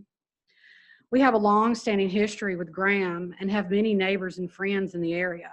We care about the city of Graham and its future, and have kept this in mind when vetting prospective buyers. Our property has been before the council before asking for a zoning change. The original request for the apartment, which was proposed back in 2013, the request was denied. But the city since has adopted the 2035 comprehensive plan, which designates our property future use as commercial mixed use. The designation provides for high density residential, and with the growth in Graham is experiencing, we believe Signature's project is the best use for our property. Their project will offer a good buffer between the existing residential homes and new development along Highway 54. We know the property will eventually be developed, so it was important to us to contract with a group with a good reputation and who builds high quality product. The proposed apartments will increase medium income levels, provide revenue for Graham businesses, and help lower taxes for everyone. This is forward thinking, as our grandfather Woody provided a roof over heads to allow us to do the same. We ask you, the City Council, to grant this proposed rezoning request. Please keep in mind that we have owned this property for over 90 years and should have the right to sell it. We have contracted and experienced developers who have provided professional development plans in accordance with Graham's future plan. A vote against rezoning not only says that you don't want the property to be developed in accordance with the city's future plan, but that you are not interested in protecting our property rights. Because a no vote essentially takes away our ability to sell our property. So we respectfully ask that you vote yes for the proposed rezoning. Thank you. Thank you, Ms. Smith. Just a note, I rented from J.C. Woody when I first got married. You know, business was business. Yes, it was. Anybody else on that row? On the next row? Nice to have you here. Thank Good you. to see you. My name is Richard Ramos. I live at 1196 Valley Drive in Graham. I have a lot to say, but I only had 3 minutes, of course. So let me begin by saying that the traffic engineer's photograph up there of the Hardin Road and Woody Drive was beautiful. And if it looked like that now, it would probably be something we could all appreciate, first of all, because it looks nothing like that right now. It's not dark asphalt pavement. It is gritty. It is busted. There's holes. There's repair sites all over the place. And the city of Graham doesn't take care of that road. I believe the state does. I believe anything the state, North Carolina DOT does, they do on their agenda, not on your agenda, correct? Correct. And if the development like this goes through, it would still be on their agenda and not the development's agenda. Mr. Wise' organization is reputable. There's no doubt about that. What he does well. How he does it, I'm sure he does well. This gentleman said that they clean up their tires before they come out on the road. They do that. What they leave behind, though, is an imprint, a very large imprint. If you go across the street, I-40, you'll see a development there. That's across the street from your house. You have a buffer of 2 blocks, fortunately for you. The people who live around this new development do not have that buffer. They have 3-story buildings they have to look at as they approach the road on Whittemore or Woody. If they go through the Woody Drive, they're confronted directly if they come off of Avalon Acres, Avalon Valley, Huntington Hills. There's people here who live directly across from that, and they're going to see these buffers. We spoke to Mr. Wise, and we appreciate Mr. Wise's position, developing these small buffers. But the fact of the matter is, people do drive in front of your house, and they look at your home. They look at the home, they see, well, they're moving by. And I think that's the point that he was making. They just drive by them. The people who live in front of these 3-story complexes are going to see these developments. And that imprint is what they're going to see. That's the development. That's the neighborhood of Avalon Acres. That's the development of Huntington Hills. That'll be the development of Avalon Acres. There's over 100 homes out in that area. They're not dense as these apartments are. My home is on 2 acres. You could take those 2 acres and put 2 of these buildings on there, or possibly 3, and you'd have that same development. Right now, there's only 2 people on those 2 acres, and we pay the taxes for those acres. And had I known that this development was going to happen here, I would never have bought on those 2 acres. I appreciated the fact that the first complex was up. Then I saw the second one appear, and now there's going to be one directly across the street from that. I mean, doing this to correct an error that may have happened in the past is one thing, but to do it in a period of 4 to 5 years is something else. I appreciate the fact they need to sell their property, and a no vote may seem that way to them. It's not to me. And there's several people feel the same way I do here. They just don't want to get up here and say that to you. Thank you, sir. We Thank you very appreciate much. your words. Anybody else on that same row? Come up, ma'am, if you would, please.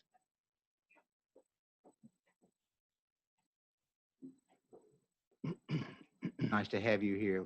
Thank you. My name is Diane Ramos. I'm at 1196 Valley Drive. And I think the only thing I understand your point. You want to give as much for your property as you can. We sold the house from California, came to North Carolina, and that was important. We understand that. But the thing that, and that's good for you guys, and it's good for you guys because you know if you develop it.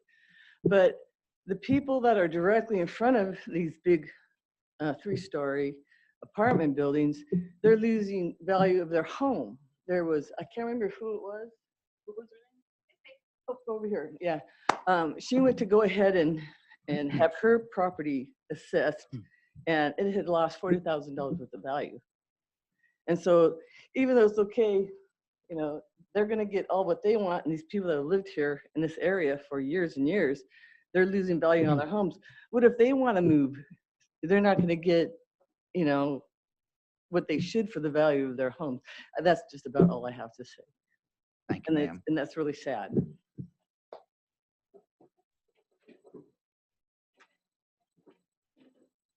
The next row, Janice and Mac, your row.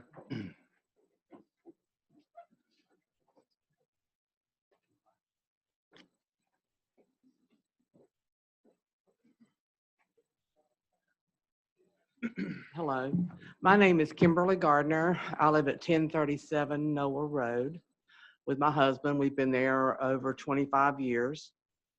And I spoke to the planning committee and expressed concerns then about my property is right on the corner of Noah and Whittemore. So this apartment complex will be right at my property line. I do appreciate Mr. Wise listening to us and listening to our suggestions. He emailed me the landscaping plan, and at that time the 4-foot iron fence, and I said that's not a privacy fence. I want a fence I can't see through. I want it tall enough I can't see over. But that still doesn't solve the problem that 3-story apartments would still be there at my property line. But I also appreciate the concession of moving the townhomes up, although I'll still have a 3-story building behind my house, behind my home. So I'm concerned about property value. I'm concerned about the density, the high density, in addition to all those almost 500 apartments that are sitting right on the road, right there near our homes. And so that's all I have to add tonight. Thank you, ma'am. Anyone else on that row? Good to see you, Janice. Nice to see you, Jerry. Mr. Mayor, sorry. My name is Janice McSherry, and I live at 1047 Valley Drive, and I live in Avalon Valley. While our home, will not affront any of this, we do have to go through that area to get in and out of the neighborhood. I understand the Smiths wanting to sell their property. I've talked to Donna many times at Belk's about this same issue. I also know that a builder did offer them north of $450,000 for single-family homes in that area, but they didn't want to accept almost $500,000 for that property. I understand that too. We all want what we can get, the maximum amount. And I have no problems with them wanting the maximum amount of money they can get for their property. They're entitled to it, as is their family. What I have a problem with is you ladies and gentlemen sitting up here. You're our leaders. You're the visionaries for all the citizens of Graham, whether we are in the city or whether we're in the ETJ. You're looking at quick money for a long-term problem. You may get some tax revenue for the next 5 to 10 years that is really good, but you're not going to be able to keep all that money because you're going to have to build infrastructure. You're going to have to buy police cars. You're going to have to hire additional city personnel. You're going to have to hire firemen. We have one fire department in Graham, one for the entire city limits. You've already ruined, and I think you will agree, when you come down Interstate 40, you see all of those monster apartments up there. You've ruined one of the prettiest entrances to our lovely city that we have ever had. That's on y'all's shoulders. You made those decisions. We didn't. And you're going to put another 264 apartments. And originally there were 24, correct? Townhomes, not 28. So he's increased them by 4. And while he may be standing up here telling you he's going to do exactly what they say, the gentleman from Watercourse, John Fugo, told you the same thing about improving Woody Road, taking care of the water flow. None of that happened. You have no assurances from this gentleman that his corporation is going to be able to do the same thing, because that's not part of their responsibility. That's part of our Department of Transportation's responsibility. So again, thank you for your time, but I'm telling you, you're supposed to be my leaders. You're supposed to be the one that looks out for the residents of the city of Graham and the long-term benefit to the city, not the short-term gain. Thank you, Janice. Anyone else on that row? The next row, please.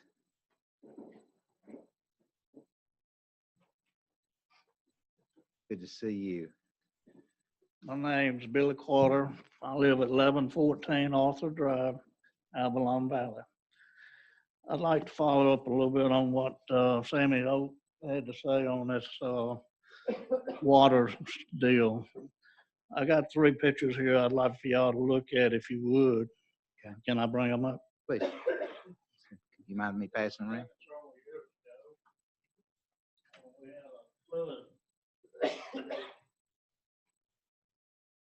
In Avalon Valley, you could not even get to your houses.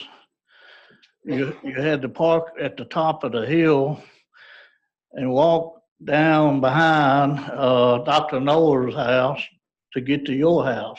You could not get a car in down there. If you look at them pictures, the one with the kids there is showing as you go down into Avalon Valley. I live in the house where the garage is at. Water has come all the way up about 5 foot to my garage. I don't know if these apartments is going to make it any worse or not, but we don't need this again, I can tell you that.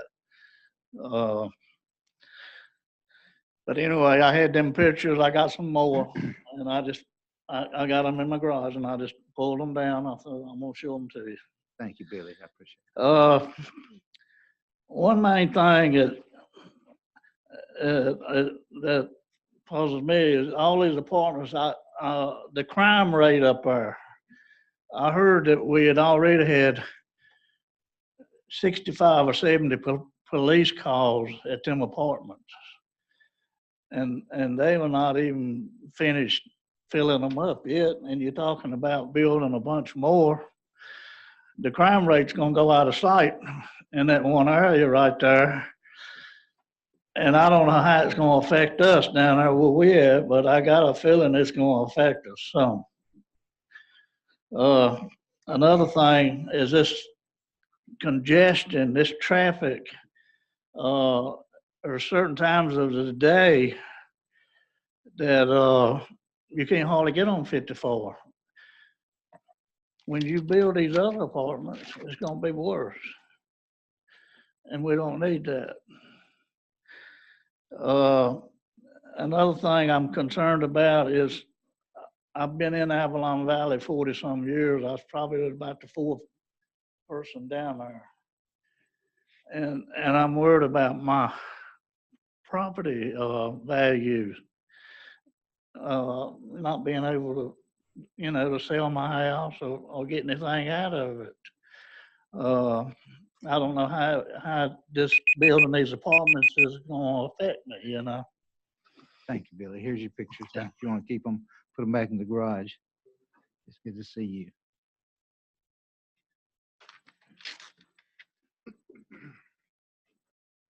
Anybody else on Billy's row? The next row then, Mike? Moving a little slow. I hear you. We won't start till you start talking. Give us your name and address, Mike. Okay. Got to do something about these chairs, Mr. Mayor. Yes, sir. Kind of hard. Well, we don't want you to stay too long. I appreciate the opportunity to speak to you folks. My name is Mike Hall. We live at 1112 Castle Drive. Been there for 5 years this month. And those 5 years we've been there, we have dodged trucks and mud for just about the whole 5 years. I'm kind of tired of dodging trucks and mud. I can live with it. I'm tired of dodging it. I've lived in Graham 60-some years. Only time I was gone, well, I worked at the Burlington Fire Department. I was required to live in Burlington. So I've been here for longer than most of y'all have been living. I love this town. This is my town. I don't buy, or try not to buy. I have to sometime because we don't have it in Graham. But I try to buy in Graham to support the businesses in Graham. And I looked up here at Mr. McClure there. Our son, they went to school together. Mayor, you coached our son in baseball. Yeah. You live in our community. I ain't gonna say what you do. But these are things, the vision that Graham has is not the vision I've got. I've got a different vision for Graham than what's showing up out here. I went the other day to a Dollar Tree, to a Burger King, to a Chick-fil-A, to a Hardee's. You know where I went to? Wasn't in Graham. I had to go to Mebane. I had to go to Burlington. I said, well, you sure eat a lot. I sure do. But you know what? I enjoy it. I'm just wondering when enough is going to be enough. When are these two dead-end streets that we live on are going to be capped out? Nothing else can go in there because there ain't going to be no place to put them and ain't going to be no way to get out. Now, back to the fire department thing. Here's my concern. How many of you, I know you have ever sit and waited on an ambulance, a police car, or a fire truck? Takes a long time for it to get there, don't it? May not have been but 2 minutes, but it seems like forever. If one of them buildings catches on fire, and they will, they're going to burn to the ground. I hope that nobody is in it when it burns to the ground, but there will be. There will be. And Sammy was talking about the means of egress. While everybody's trying to get out, the fire trucks, the police cars, and the ambulances can't get in because we got a 2-lane road leading out and leading in on 2 dead-end streets. Actually 3 when you go into Avalon Valley. If I'd have known 5 years ago when I bought this property that this was going to take place, I'd have never bought it. I'm like others. Mr. Wise, you put on a good presentation, but that's what you get paid to do. Put on a good presentation. I got 6 seconds. My thing is the homeowners are bearing the blunt of the biggest part of this. We're going to be the ones going to pay for the roads. We're going to be the ones going to pay for the upkeep, for the infrastructures, for the fire department, for the police department. One last thing. Today, this afternoon, my wife, this on disability, pulled into our driveway, and there was 2 men walking up our driveway going toward Noah Drive. Never seen them before. I said, where'd they go? I don't know. They went through those yards. What did it look like? I don't know. It just scared me so bad, I don't know. That's what we're facing right now. Thank you, Captain. Anybody else on Mike's Road?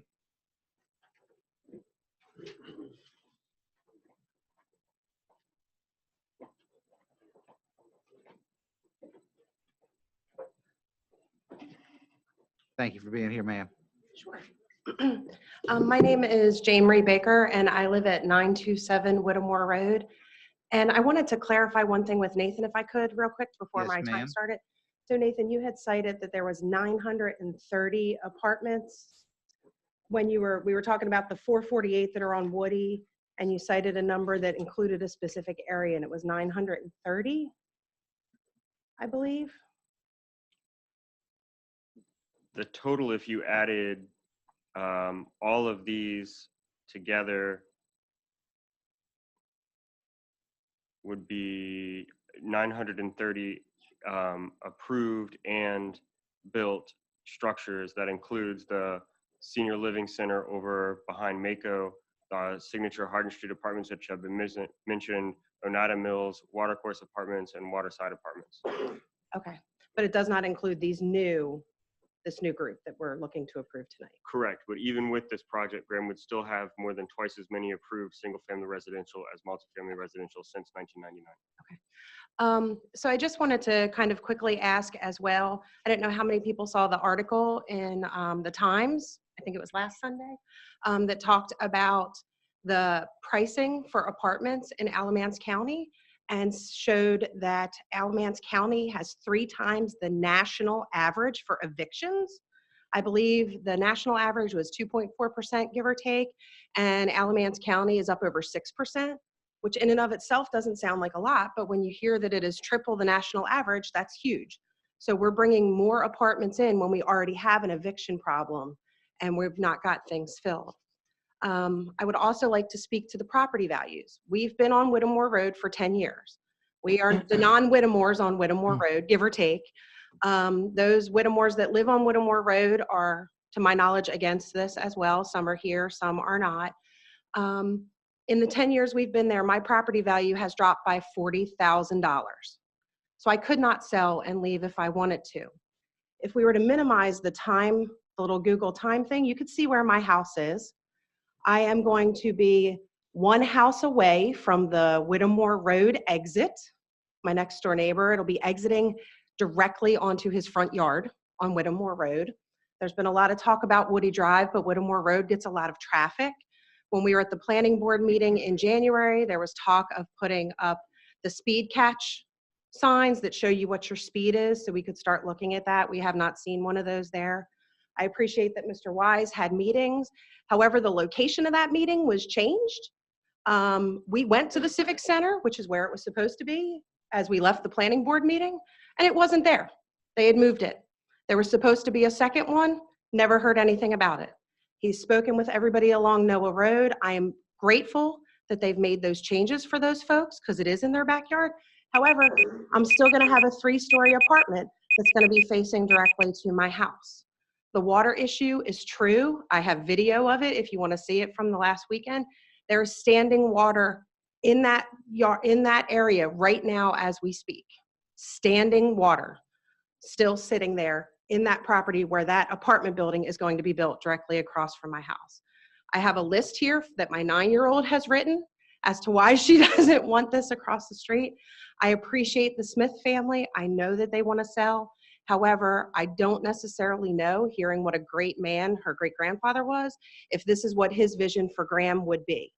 And I don't think this fits the vision for Graham.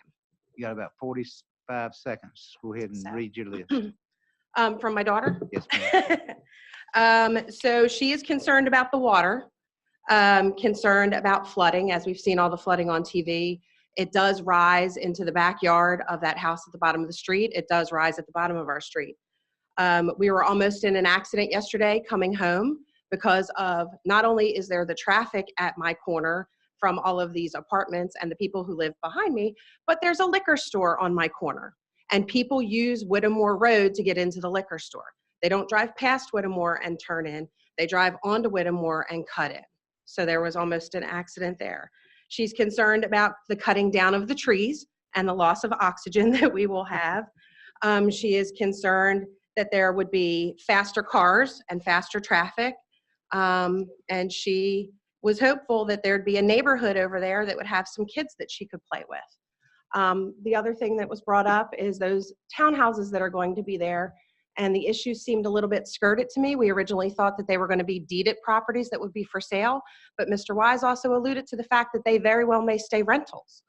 So we don't oppose, our family does not oppose that land being developed. We don't oppose it being single family townhouse style. We don't oppose it being a decent development, a large size.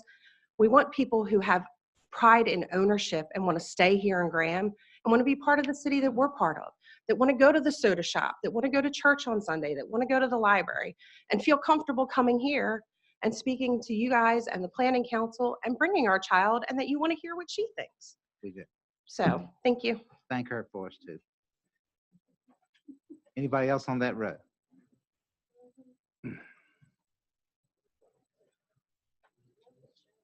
Anybody on Mickey Cheeks Road? Mickey, hold your hand up. Okay, anybody on that road? The next road.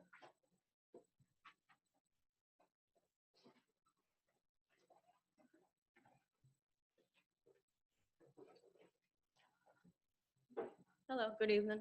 I don't particularly know if I can talk because I just go to Elon, but. You can talk. Let's have your name and address. Okay. My name is Emanuela Selecki, and I live at 309 Granville Drive in Greenville, North Carolina. So I was coming to this meeting just for a school assignment, but I became passionate about it since it seems similar to what happened in my old neighborhood. I used to live in Virginia, but we moved to North Carolina because of financial issues and also just like how that area developed, which is similar to what's looking like it's gonna have here. So originally it was a farmland, and we had a little small farm there, and it was just for like a forest, and we had like a sheep basically, and like a small garden. But then there started to become developments like the ones that are proposed tonight. And originally it was just going to be one, and then we had about 6.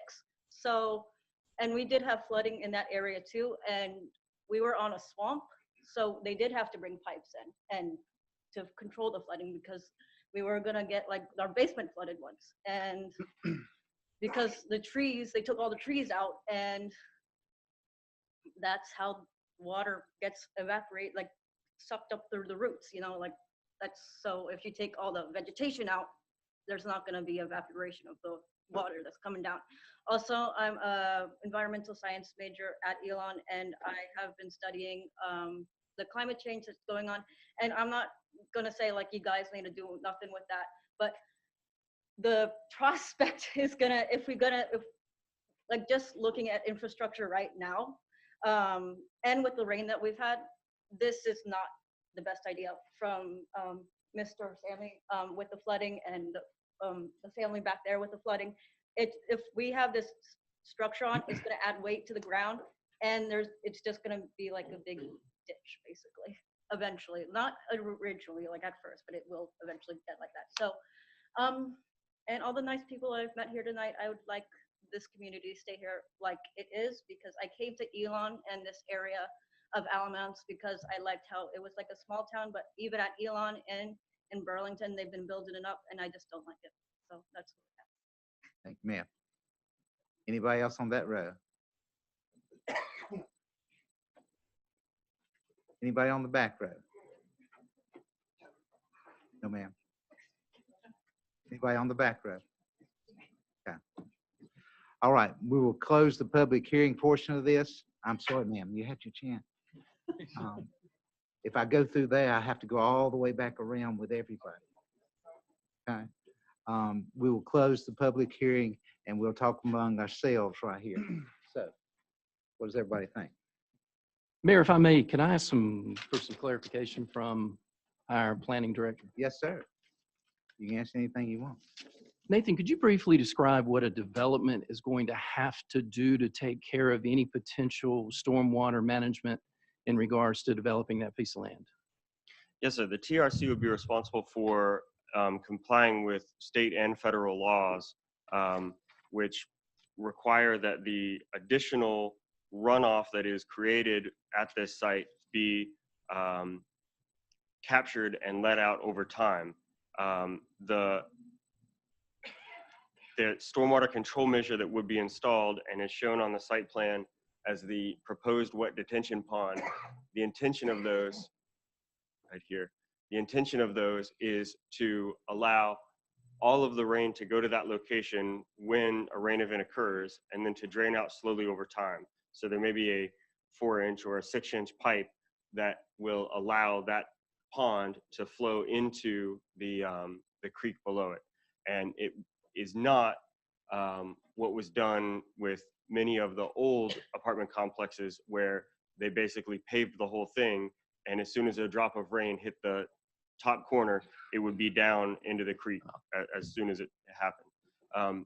Also, the large buffers that are shown around the creek as a dashed line are 50 feet on either side of the stream, and in that area, it is not permitted by the state of North Carolina to put any sort of impervious surfaces, and they're not permitted to clear anything within 30 feet of that stream there that's on the site. There are other approvals that would be done. The DEQ and the Army Corps of Engineers would likely have to sign off on this one after delineating the wetland that's on the site. There are some others, but I think that captures the majority of them. It does. So explain to me again, just for clarification, that currently all the stormwater that is shed by that piece of property will have to be controlled at the limit that it's currently shedding that stormwater. And that control will have to be within that realm, so it cannot create more runoff than is currently exist on the piece of property. That is correct. Okay. Explain to us the infrastructure that we'd have to maintain in regards to this development. The responsibility of the city of Graham to maintain for this development. It stops at the curb, doesn't it? There would be no additional responsibility, with the possible exception of if the city was to require a sidewalk connection along Woody Drive, that would be our responsibility. That would be turned back over to us for long-term care? Yes, sir. Okay. Talking among ourselves, so you can ask any question you want. Okay. Of anybody. I do want to move back to Chief Holt's argument. He didn't get far enough into the, one of these things burnt down in Raleigh. It overran they lost several hundred units. Are we asking for that trouble here? I will say that I think since do you remember the year that actually occurred? Because there was 5 years guidelines ago, put in yeah. so that the transfer, there's a distance transfer from boxing to boxing, because what happened with that situation was the landscaping was conducive to carry the fire to the next unit, which now is prohibited to allow that to occur. I think it was also under construction, one of them. Right. When it Gotcha. caught fire. Okay. If I'm not mistaken. But it jumped to the next building It's and still just jumped. scary. Oh, If yes. it overruns the Raleigh Fire Department. just But I think would what say it that did to today's, Allen County. today's building standards is much better than they've ever been, and they're much stricter, and they have to comply to certain standards. You know if those ones in Raleigh were sprinkled? The sprinklers had not been turned on yet at that site. What do y'all think? Yeah, I'd like to say something. And while I share the concerns with fire, I think the other developments we've approved and that density would weigh equally in that concern. And I'll add that I live in Watercourse. My family, my 3-year-old and my 5-year-old live in Watercourse. So some of these statements are by experience. I grew up on Camelot Lane down from the Holtz. So I have an extensive experience in this neighborhood now, and then what it is becoming. So I'll make several statements. I'm not overly worried about the traffic. I've experienced it. I know it's growing. The crime, I live there with a 3- and a 5-year-old. We walk, we play, we enjoy the outdoors.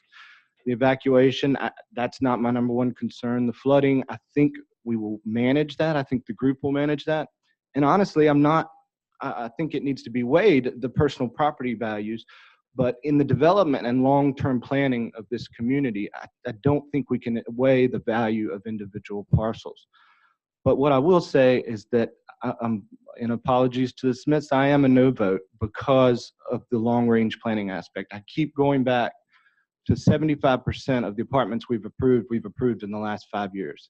we don't know that pacing. We don't know what's a successful pacing. We don't know what that demand is going to be like at full build out. And this number that scares me more than that by my own math is the existing units are at only about 50% capacity that are being built.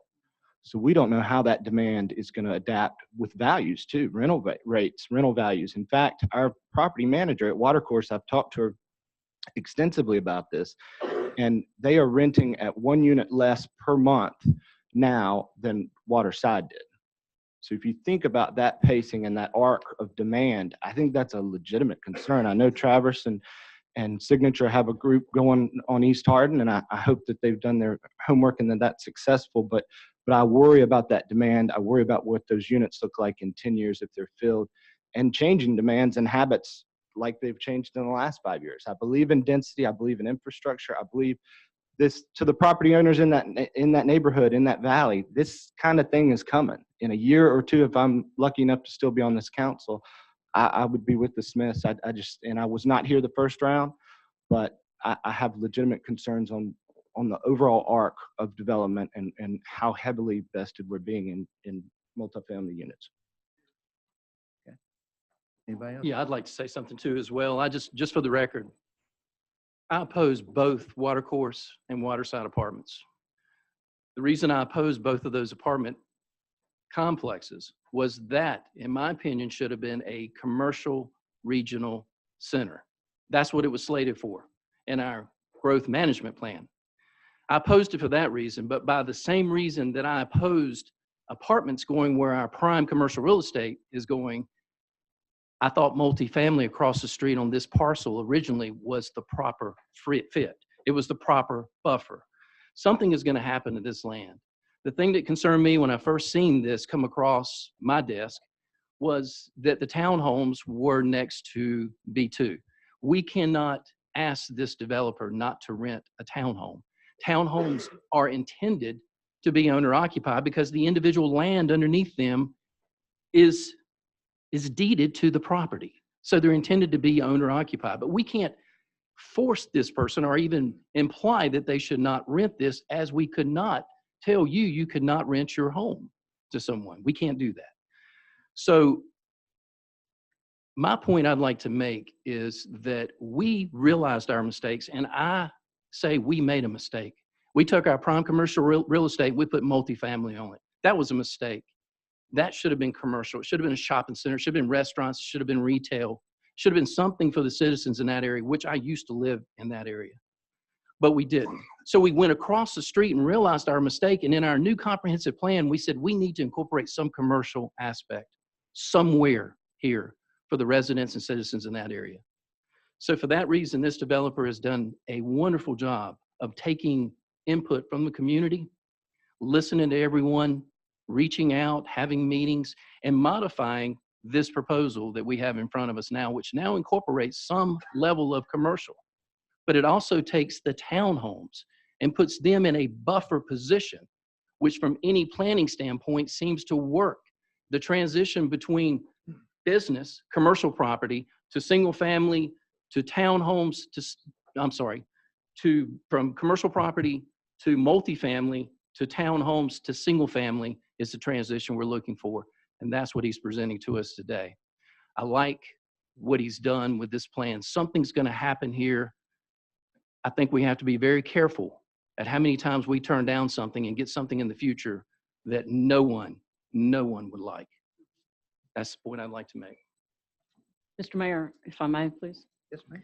I agree with Mr. Kimmery. I believe that something is going to go on this property. I think it's our responsibility to our taxpayers and our citizens to do the best thing possible that we can do for them and get the best option possible.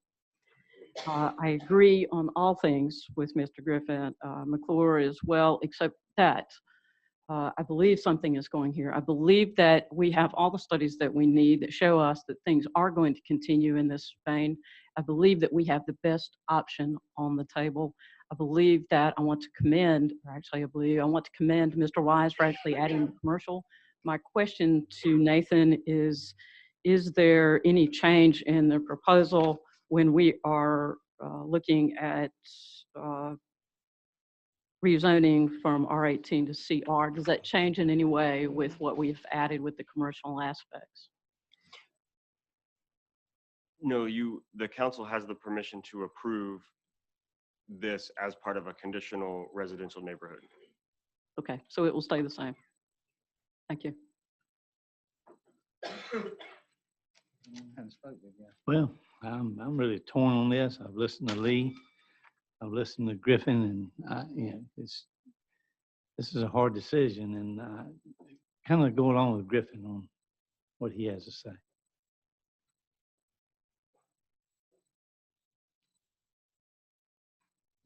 There's been some very good points made on all issues tonight.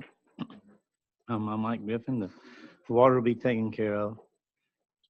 DOT is going to take care of traffic someday, one way or another. And it's their responsibility to keep up with the growth in Graham, not our responsibility to stay down with them. But it's a hard decision. I have to ask you, you gave 2 positives and sort of hinted to a negative. Well, I mean, like I say, listening to the homeowners in there and people it's going to affect, and what Griffin made a very good point. For the down home values going down, mine went down too, and mine on Town Branch went down. It wasn't these apartments that caused that. It was the county's assessment of the homes that made things go down. Can I comment on that as well? Sure. I mean, this is Well, I discussion. don't want to interrupt you because you hadn't had a chance to speak yet. No, So, I'm just looking at just to be fair, I just recently sold a home there, personal home, and actually got more than the asking price for. So, look it up. It's on the tax record. It's on tax record. So, well, I went and argued my house. I have a rental house on Town Branch. I went and argued that the taxes weren't high enough on that house. Right. I was looking at probably selling it in the next few years, and the first thing they look at, I wanted the That tax assessed value, value isn't to go up. Yeah, that assessed value. Yeah. They happily raised it. Oh, I'm sure they did. They were happy with that. I'm torn with this too. It scares me. And like you said, they've changed the rules and regulations because of the fires in Mebane. There was one in Mebane under construction. There was also the one in Raleigh that took out several units, but those spurred them to change the law. So I'm torn with this too. I don't believe I'll say how I'm going to vote till somebody makes a motion. If you'll entertain a motion, I would like to make one, Mayor. Let me see if everybody's finished, would you? Okay. Everybody done? Yes, sir. Okay, then I'll ask for a motion. Mayor, I move that the application be approved with the following conditions. A final site plan must be approved by the Technical Review Committee prior to the issuance of any multifamily building permits.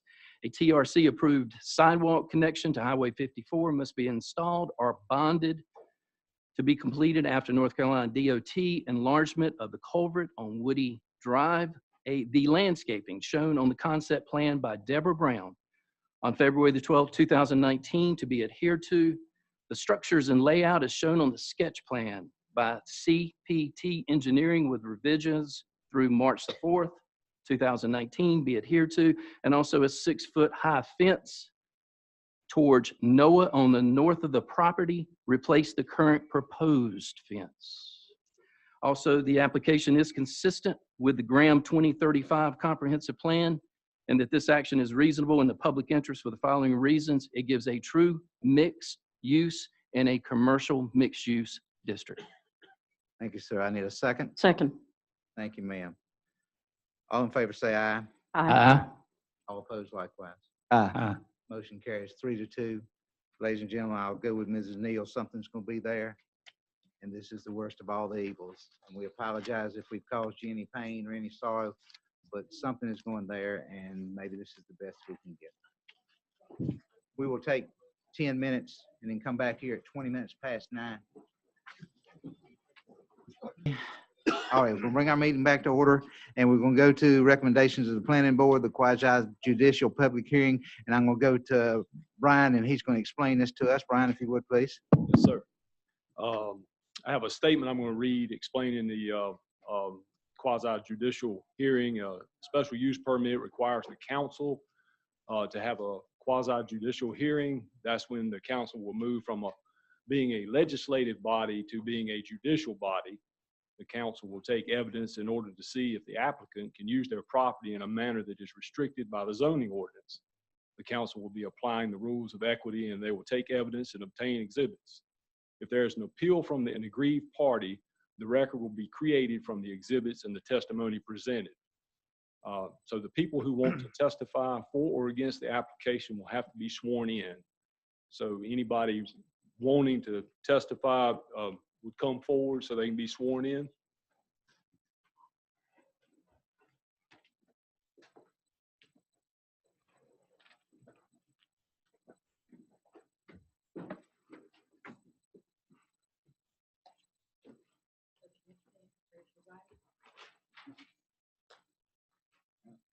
Do you swear or affirm?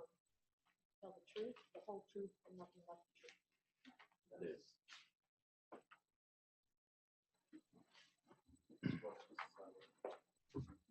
Sign in.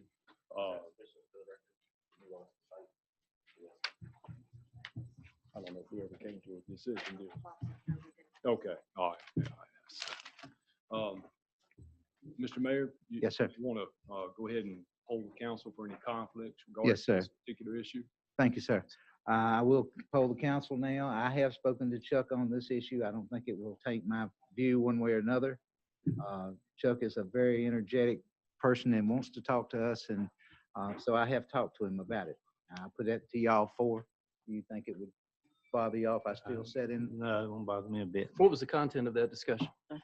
Just it's coming. Okay. And I also saw it on television that it was coming. Okay. Mr. Mayor, I was also present during the planning board meeting, so I need to also disclose that information as well. Have not had any ex parte communication before, during, or after that meeting. Do you think the planning board meeting swayed you one way or another? No, sir, it was presented by fact only, which is exactly what we have tonight.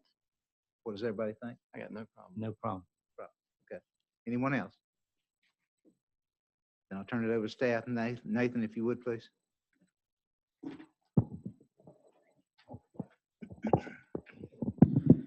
Yes, sir, Mayor. Mr. Mayor, this is a request for a special use permit for a commercial campground for a property located on Kronberg's Court.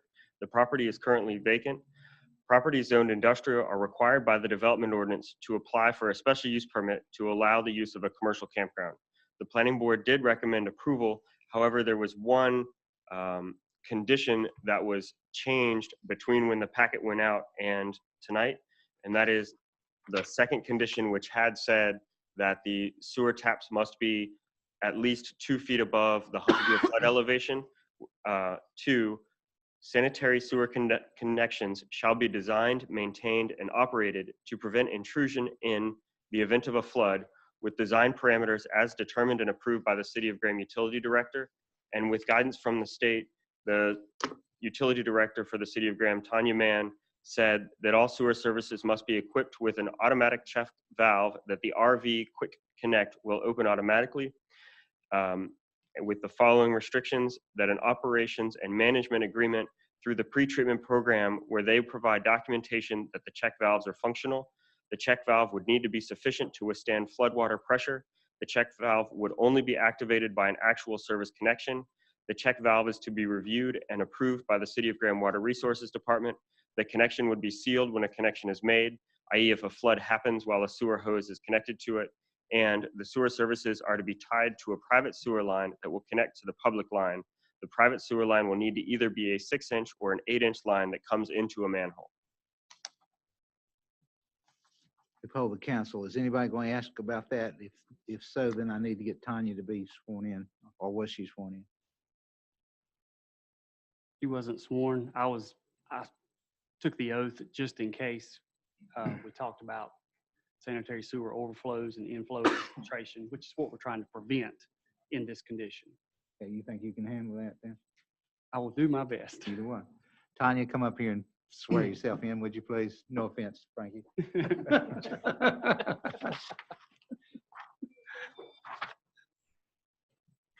Just in case a question arises, Tanya, please. Tell Sonia she's got to earn, Tanya, she's got to earn her salary.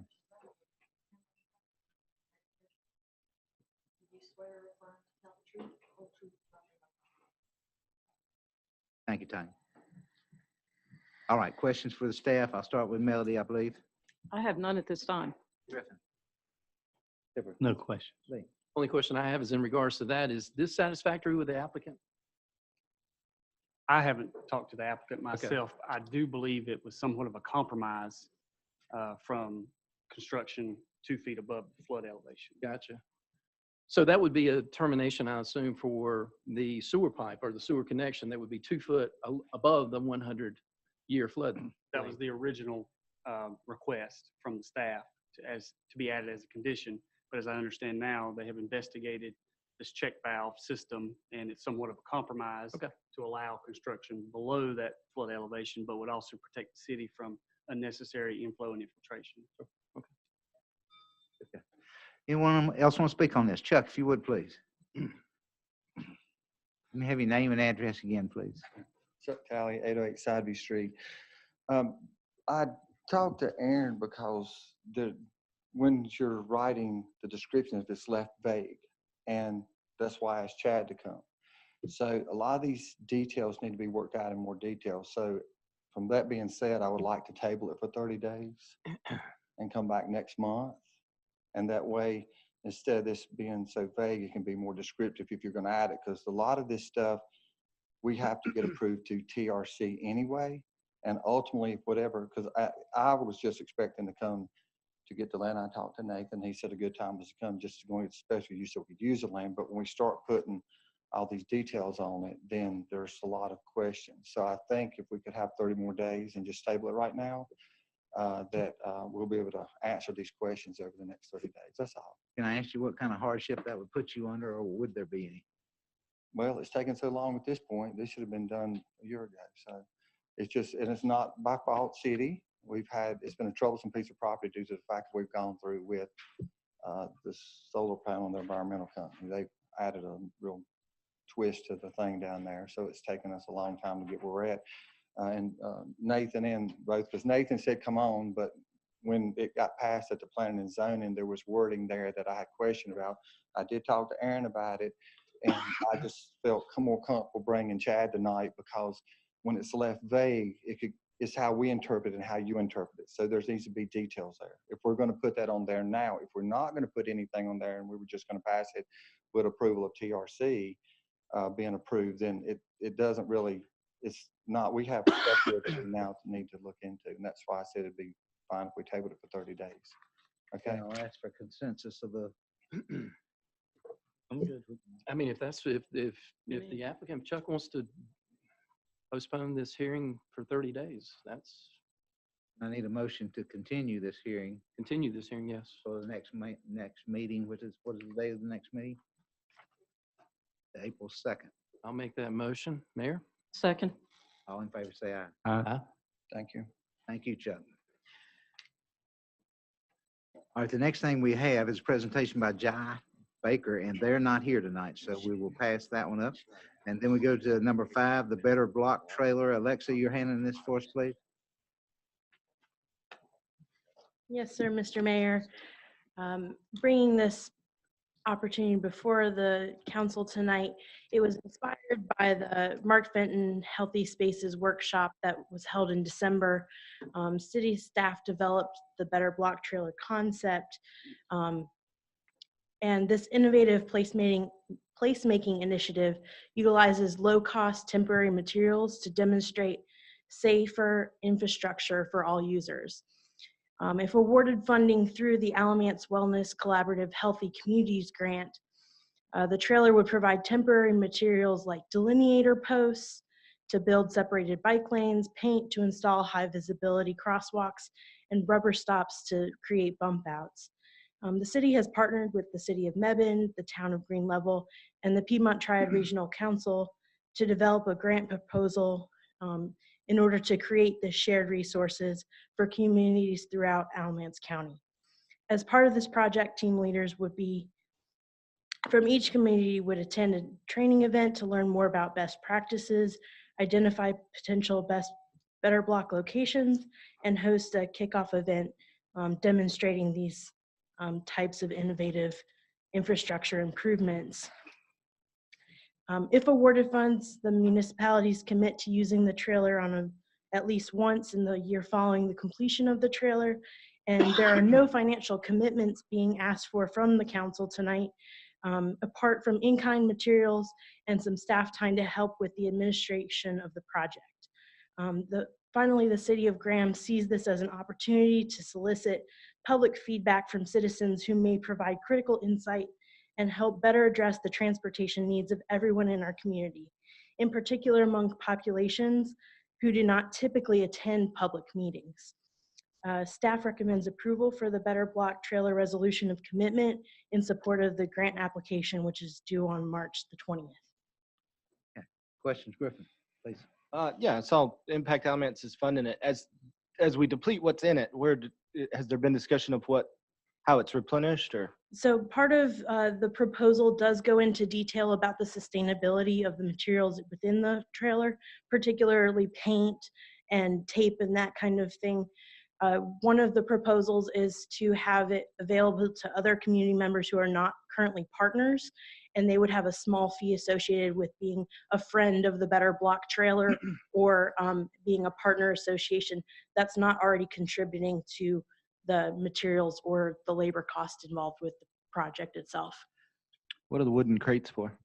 The wooden crates would be for planting materials. So if you had purchased a grouping of plants, instead of them just being in the black tubs that they come in, you could put them in there and it would look a little nicer than just on the ground. If I may, the expected price to utilize the trailer at one point or another is less than $500 per rollout, and some could just be included with what is in the trailer. So we anticipate relatively high utilization by the municipalities that are partnering on it, and most of the pieces would just be reused. And there would be a seed grant that we're requesting for Impact Elements to provide to each of the municipalities each time they rent out the vehicle or the trailer, so that if there's any supplementary materials, plant materials, that those municipalities who may not be able to afford, something like this could do it on a better scale. Just curious, who'll be the caretaker of this trailer? The City of Graham is proposing that we take the leadership role in this project and be the administrator. So that would involve staff time from the planning department, myself particularly, in checking out the trailer and creating a schedule for people to rent out the trailer. That was my next question. I mean, you have a need for it, you just schedule it and pick it up and take off, or Yeah, so there would be a prioritization. So people that are current members or that are participating would have priority over other entities that would like to use the trailer. There would be a scale on that. There'll be a schedule, so to speak. Right. Okay, correct. thank you. Any questions, please? I do, Mayor. So is this trailer something that's out there ready to go, ready to purchase once we sign off on the grant and the grant's awarded? And how does that, what's the time frame here if everything worked perfectly? So there is not like a ready to purchase trailer with every material that I've listed in the agreement. It will take a little bit of time to, purchase each of these materials and build out the trailer. We are looking at a 6-month time frame for the build out piece, and then a 6-month time frame from the time that the training happens to the rollout of the event, kicking off the use of the trailer. And then from there, that's the date at which all of the communities would be required to have at least one, after that 1 year, have used it at least once. Oh, okay, I got you. So all the partners, as far as the cities, would be required to use it one time after it's put together. Would there be a fee associated with using it? As you mentioned earlier, if you're one of the founding partners, how does? No, so the partners are contributing either staff time in terms of training or they're contributing materials, or I believe there's some financial contributions from one of the partners. So there's kind of an evening out of why those people would get priority and why they're considered partners as opposed to outside organizations. So we won't be able to squeeze this in before the small area downtown plan is probably completed. I don't believe so, but our goal, if the council agrees with this concept, is that we would roll out in the next month or so a similar idea with materials that we have in-house, and we don't have this whole list of materials, which is why we're making the request, but to facilitate maybe a mid-block crossing somewhere on a city street that we have control over, to allow for that similar process to happen so that people understand what is being proposed through the small area plan. Very good. Right. Thanks. Melody, please. Hi, Alexa. I like it. I think that, considering and when we're doing these special events and so forth downtowns, having something like this at our ready would be an awesome experience. And I appreciate your work on this on the ground. My pleasure. Chip had one more question. Yeah, Chip. well, thank you. I was just listening and kind of curious. Our crosswalks in Court Square in the downtown area are getting kind of faded and worn and all that. Would this trailer be a good use for that to repaint our crosswalks? So Or it wouldn't be permanent paint. We could do a treatment that includes high visibility crosswalk paint. Well, it's kind of a stain. And it's a red color Yes, a stain. downtown. So you don't know if that would work out with this. This Like I doesn't, the materials that are used for this are like chalk or powder, like you'd use for a marking out a field. Yes, sir. And so it is, in order to redo the downtown, we have to use the DOT approved materials, which would be a price in excess of the whole trailer just to do the. I was just thinking about that, and I said, hey, this might be a great idea for that. But okay, I'm clear with it. Ms. Chip asked another question. I'll poll the council again. Lee, anything else? What is the estimated price of this trailer? So all in, and that's including consulting with the Piedmont Triad Regional Council to pull together the training materials. All of that is about $22,000 as the request. Now the total, with including the cost from city time as well as in-kind donations from other partners, we're talking about $35,000 in value. And Alamance Wellness they're good with that amount? So their total budget for the all of the projects that they're going to fund is about $100,000 from the initial meeting, and they were hoping to fund 3 to 4 projects based on our initial conversations. We were invited after we proposed this idea to them to submit an application. So we're in now the second phase. Once we submit an application on the 20th of March, then we'll go to that next phase, which is presenting before their board and commission. Good, thank you. Melody. No, that's excellent. Thank you. No more questions. I just don't see it. I don't see what the value is in it. What is it going to do? So the intent behind it is to demonstrate on a temporary basis what the strategic plan for downtown actually is going to do before we can get the full funding for revitalizing the whole area, to demonstrate, okay, we want to see more mid-block crossings, or we want to see a roundabout and see how that works in our area. And if it doesn't work, why would we spend a ton of money to actually put the infrastructure on the ground? It's a way to see, does this work? And should we go forward with spending $100,000 on redoing the streetscape, in a specific segment? I've got to ask you why I spend $35,000 when we can go down to the high school and borrow their line thing and make the same line. So it's, part of it is that the partnership between Green Level, Mebane, ourselves, and PTRC want to have the materials available that we can roll out when it's convenient for us. The schools have not been as communicative in the recent future as they've been in the past. I used that But- as an example. But I one of the understand. things that we really want to try and do is show what improvements could be done tomorrow to make it safer for people that are using downtown. And the one that comes to mind that I would like to do first is to do a little bump out here where you've got the on-street parking on Main Street, but people turn that corner from Pine going 40 miles an hour.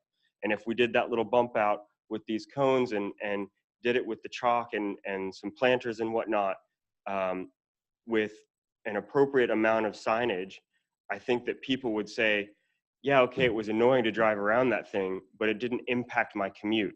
Versus the pedestrian that would say, this made it safer for me to cross here, and it makes it me capable of walking to Shamrock, rather than we do have city employees that get in their car to go to Shamrock now because of the fear of getting hit in that crosswalk. But for $200, I can do what you just said and without spending $35,000. So we're not spending 35, it's 25, and five of Somebody's that spending is, 35. 5 of that is just the trailer itself to be able to move these materials between communities. Well, and what this does from a communal level is show that we're participatory in trying to go multimodal and looking at walking and pedestrian life downtown. In fact, Alamance is looking across the community. That's why they're sponsoring this or would fund this. I sit on their board. We haven't looked at it, but when Mark Fenton came in, the presentation demonstrated practicing these things, trying to route people differently, changing mindsets at a communal level changes things at a street level. And I think that's having all this in one cart. It's not project by project. The scope widens and broadens, and you look at things differently because you've got everything there together to use. You're not just painting one line. You've got, let's try a bike path here. Let's try this. Let's do this. See if people use these bike racks before we install them. It gives us the opportunity to stage things that we may think that are going to be important, but again, on Nathan's term, an opportunity to stage these possibilities before we spend a great deal of money all in one. And I think it's a great idea. All right, well, you didn't convince me, but that's all right. Thank you. All right, anybody from the floor want to speak on this? All right. You know, I'm with you, Barry. I think $35,000 would be better spent doing something. Okay. With that being said, I will move the council to page, well, we got a new page here, to your long sheet right here, and I'll ask for a motion. No, No. it's in the. Mr. Mayor, I move we adopt the resolution of commitment to support the Better Block Trailer Project. I'll second that. Page 87. Okay, we have a motion and a second. All in favor, say aye. Aye. All opposed likewise. Me. So it was 4-1. It did pass. Thank you. All right, next we have stuff that's not on the agenda, I believe. And I believe we have Emily Sutton that was very patient with us. Thank you for being here. And we're going to talk about the pipeline? Yes. Okay. So hello, Mayor Peterman and council members. My name is Emily Sutton. I live at 2602 Saxbaha Bethlehem Church Road in Graham. I'm the Haw River Keeper with Haw River Assembly, and we represent over 1,000 members in the watershed. Some of them were here tonight, but they've had to leave. I spoke to you all a few months ago about our concerns surrounding the MVP Southgate proposal. I come to you tonight with a few updates and a request. Since my last presentation, Alamance County has unanimously signed a resolution to oppose the pipeline project. North Carolina Department of Environmental Quality has since written a letter that was very critical, stating that they have not seen a demonstrated need for this pipeline. We've also learned that local governments with stormwater programs will have the authority over stormwater permits for this project. Additionally, the environmental impact statement will not be released until May of this year. This environmental impact statement is a critical component of the project and the permitting processes. With only 2 months until that statement is released, I request that the City of Graham thoroughly look into this project to understand all of the implications. You know where we stand. We can supply countless reports and data to demonstrate our concerns, but MVP Southgate representatives can supply you with the reports to state the opposite. However, there are some big, tangible, unbiased questions that need to be answered for this community. Why Alamance? The proposed route snakes through Rockingham and Alamance without crossing Guilford County lines, and it is not extended to Orange, Durham, Chatham, or Wake. So what makes Alamance an easier location? Who stands to benefit from this project? Who will bear the negative impacts? This project will have no taps to local businesses, and PSNC service areas are east of this route. MVP Southgate representatives promise $1.2 million in tax revenue per year to the county, but the current pipeline project brings in less than $67,000 per year. What can you expect to gain from this project? How frequently do negative or catastrophic events occur? According to the Pipeline and Hazardous Materials Safety Administration, there are over 300 catastrophic events per year. This number only factors in events that cost over $50,000 or result in a fatality. What would a catastrophic event cost our fire departments? Are they equipped or trained to handle a natural gas fire of that size? How close does this proposed route run along schools? How many students at Alamance Community Colleges and other schools could be within the blast zone? And what does the City of Graham have control over? Do you have the capacity to thoroughly review permits as they arise, or should you ask for assistance from other municipalities or state agencies? And what would the long-term mitigation costs be? Flood management, erosion and sediment control, stormwater mitigation? These are just a few questions that have been raised by community members in Graham and in downstream communities. On behalf of the community members working with us that stand to be impacted by this project, we urge you to spend some time creating an independent study to thoroughly look into these questions before the environmental impact statement is released in May. And I have a map of the PSNC service area and my comments that I'd like to supply you with, if that's all right. Yeah.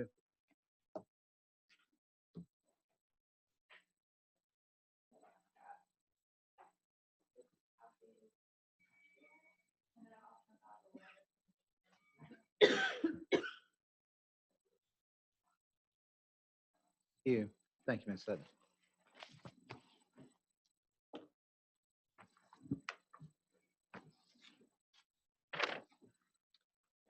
Can we comment? Hmm? Can we comment? Sure. I have been talking to Emily, and together we have discussed the need for an independent group. I think ACC has some pretty vital concern. It was pointed out to me, as Emily stated, that Alamance County it's almost like it was targeted because we are less politically organized, less politically capable of fighting or protesting the routing of this thing. And I'd like to spend some energy, and I don't know if I need permission, but I'm going to get some folks together and start looking at making a recommendation to this board to look at a resolution. I'd like to dig in a little bit deeper and get some folks from ACC that are in that blast radius and other folks that aren't a Hull River keeper or aren't an MVP Southgate employee pushing for the pipeline. I think it's important to have an honest opinion, and I think this merits the attention, I believe. Okay. Anybody else think that way? I mean, she gave us a lot of questions, but no answers. It seems like we needed an answer somewhere. Why Alamance is the major question. I mean, it's probably where the tie-in is. Alamance County? Let's find out. Where they're going to tie in, so eventually it had to come through here somewhere. The one thing I'd like to explore is what responsibility we have in the city of Graham. You mentioned something about wastewater permitting that's going to be the responsibility? Stormwater, I'm sorry. Stormwater is going to be the responsibility of the city, because initially, from my understanding, that this was strictly a federal and state permitted venture that the city of Graham would not be involved from an inspection or administrative standpoint at all. So I'd like to investigate that to see what involvement we're going to have in that process from stormwater. Let's do this. Let's put it in Griffin's court and tell him to bring us a report back maybe next month if possible. Let us know so we can put it on the agenda next month. Does that suit everyone? Yes. Okay. Okay. All right. Then Alexi, got anything else? Steve, you got anything back there? Do you have a good nap?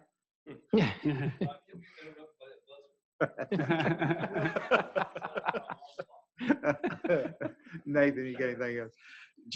I wanted to do a small plug for the small area plan and the number of people that came out and participated in that. There were a large number of votes on each one of the little items that we had, with the stickers and the thumbs up and the thumbs down for the different pieces. And it was just neat to see everybody out and talking. They are coming back the first week of April, and they will be located in the Trailhead Church location next to the Graham Cinema.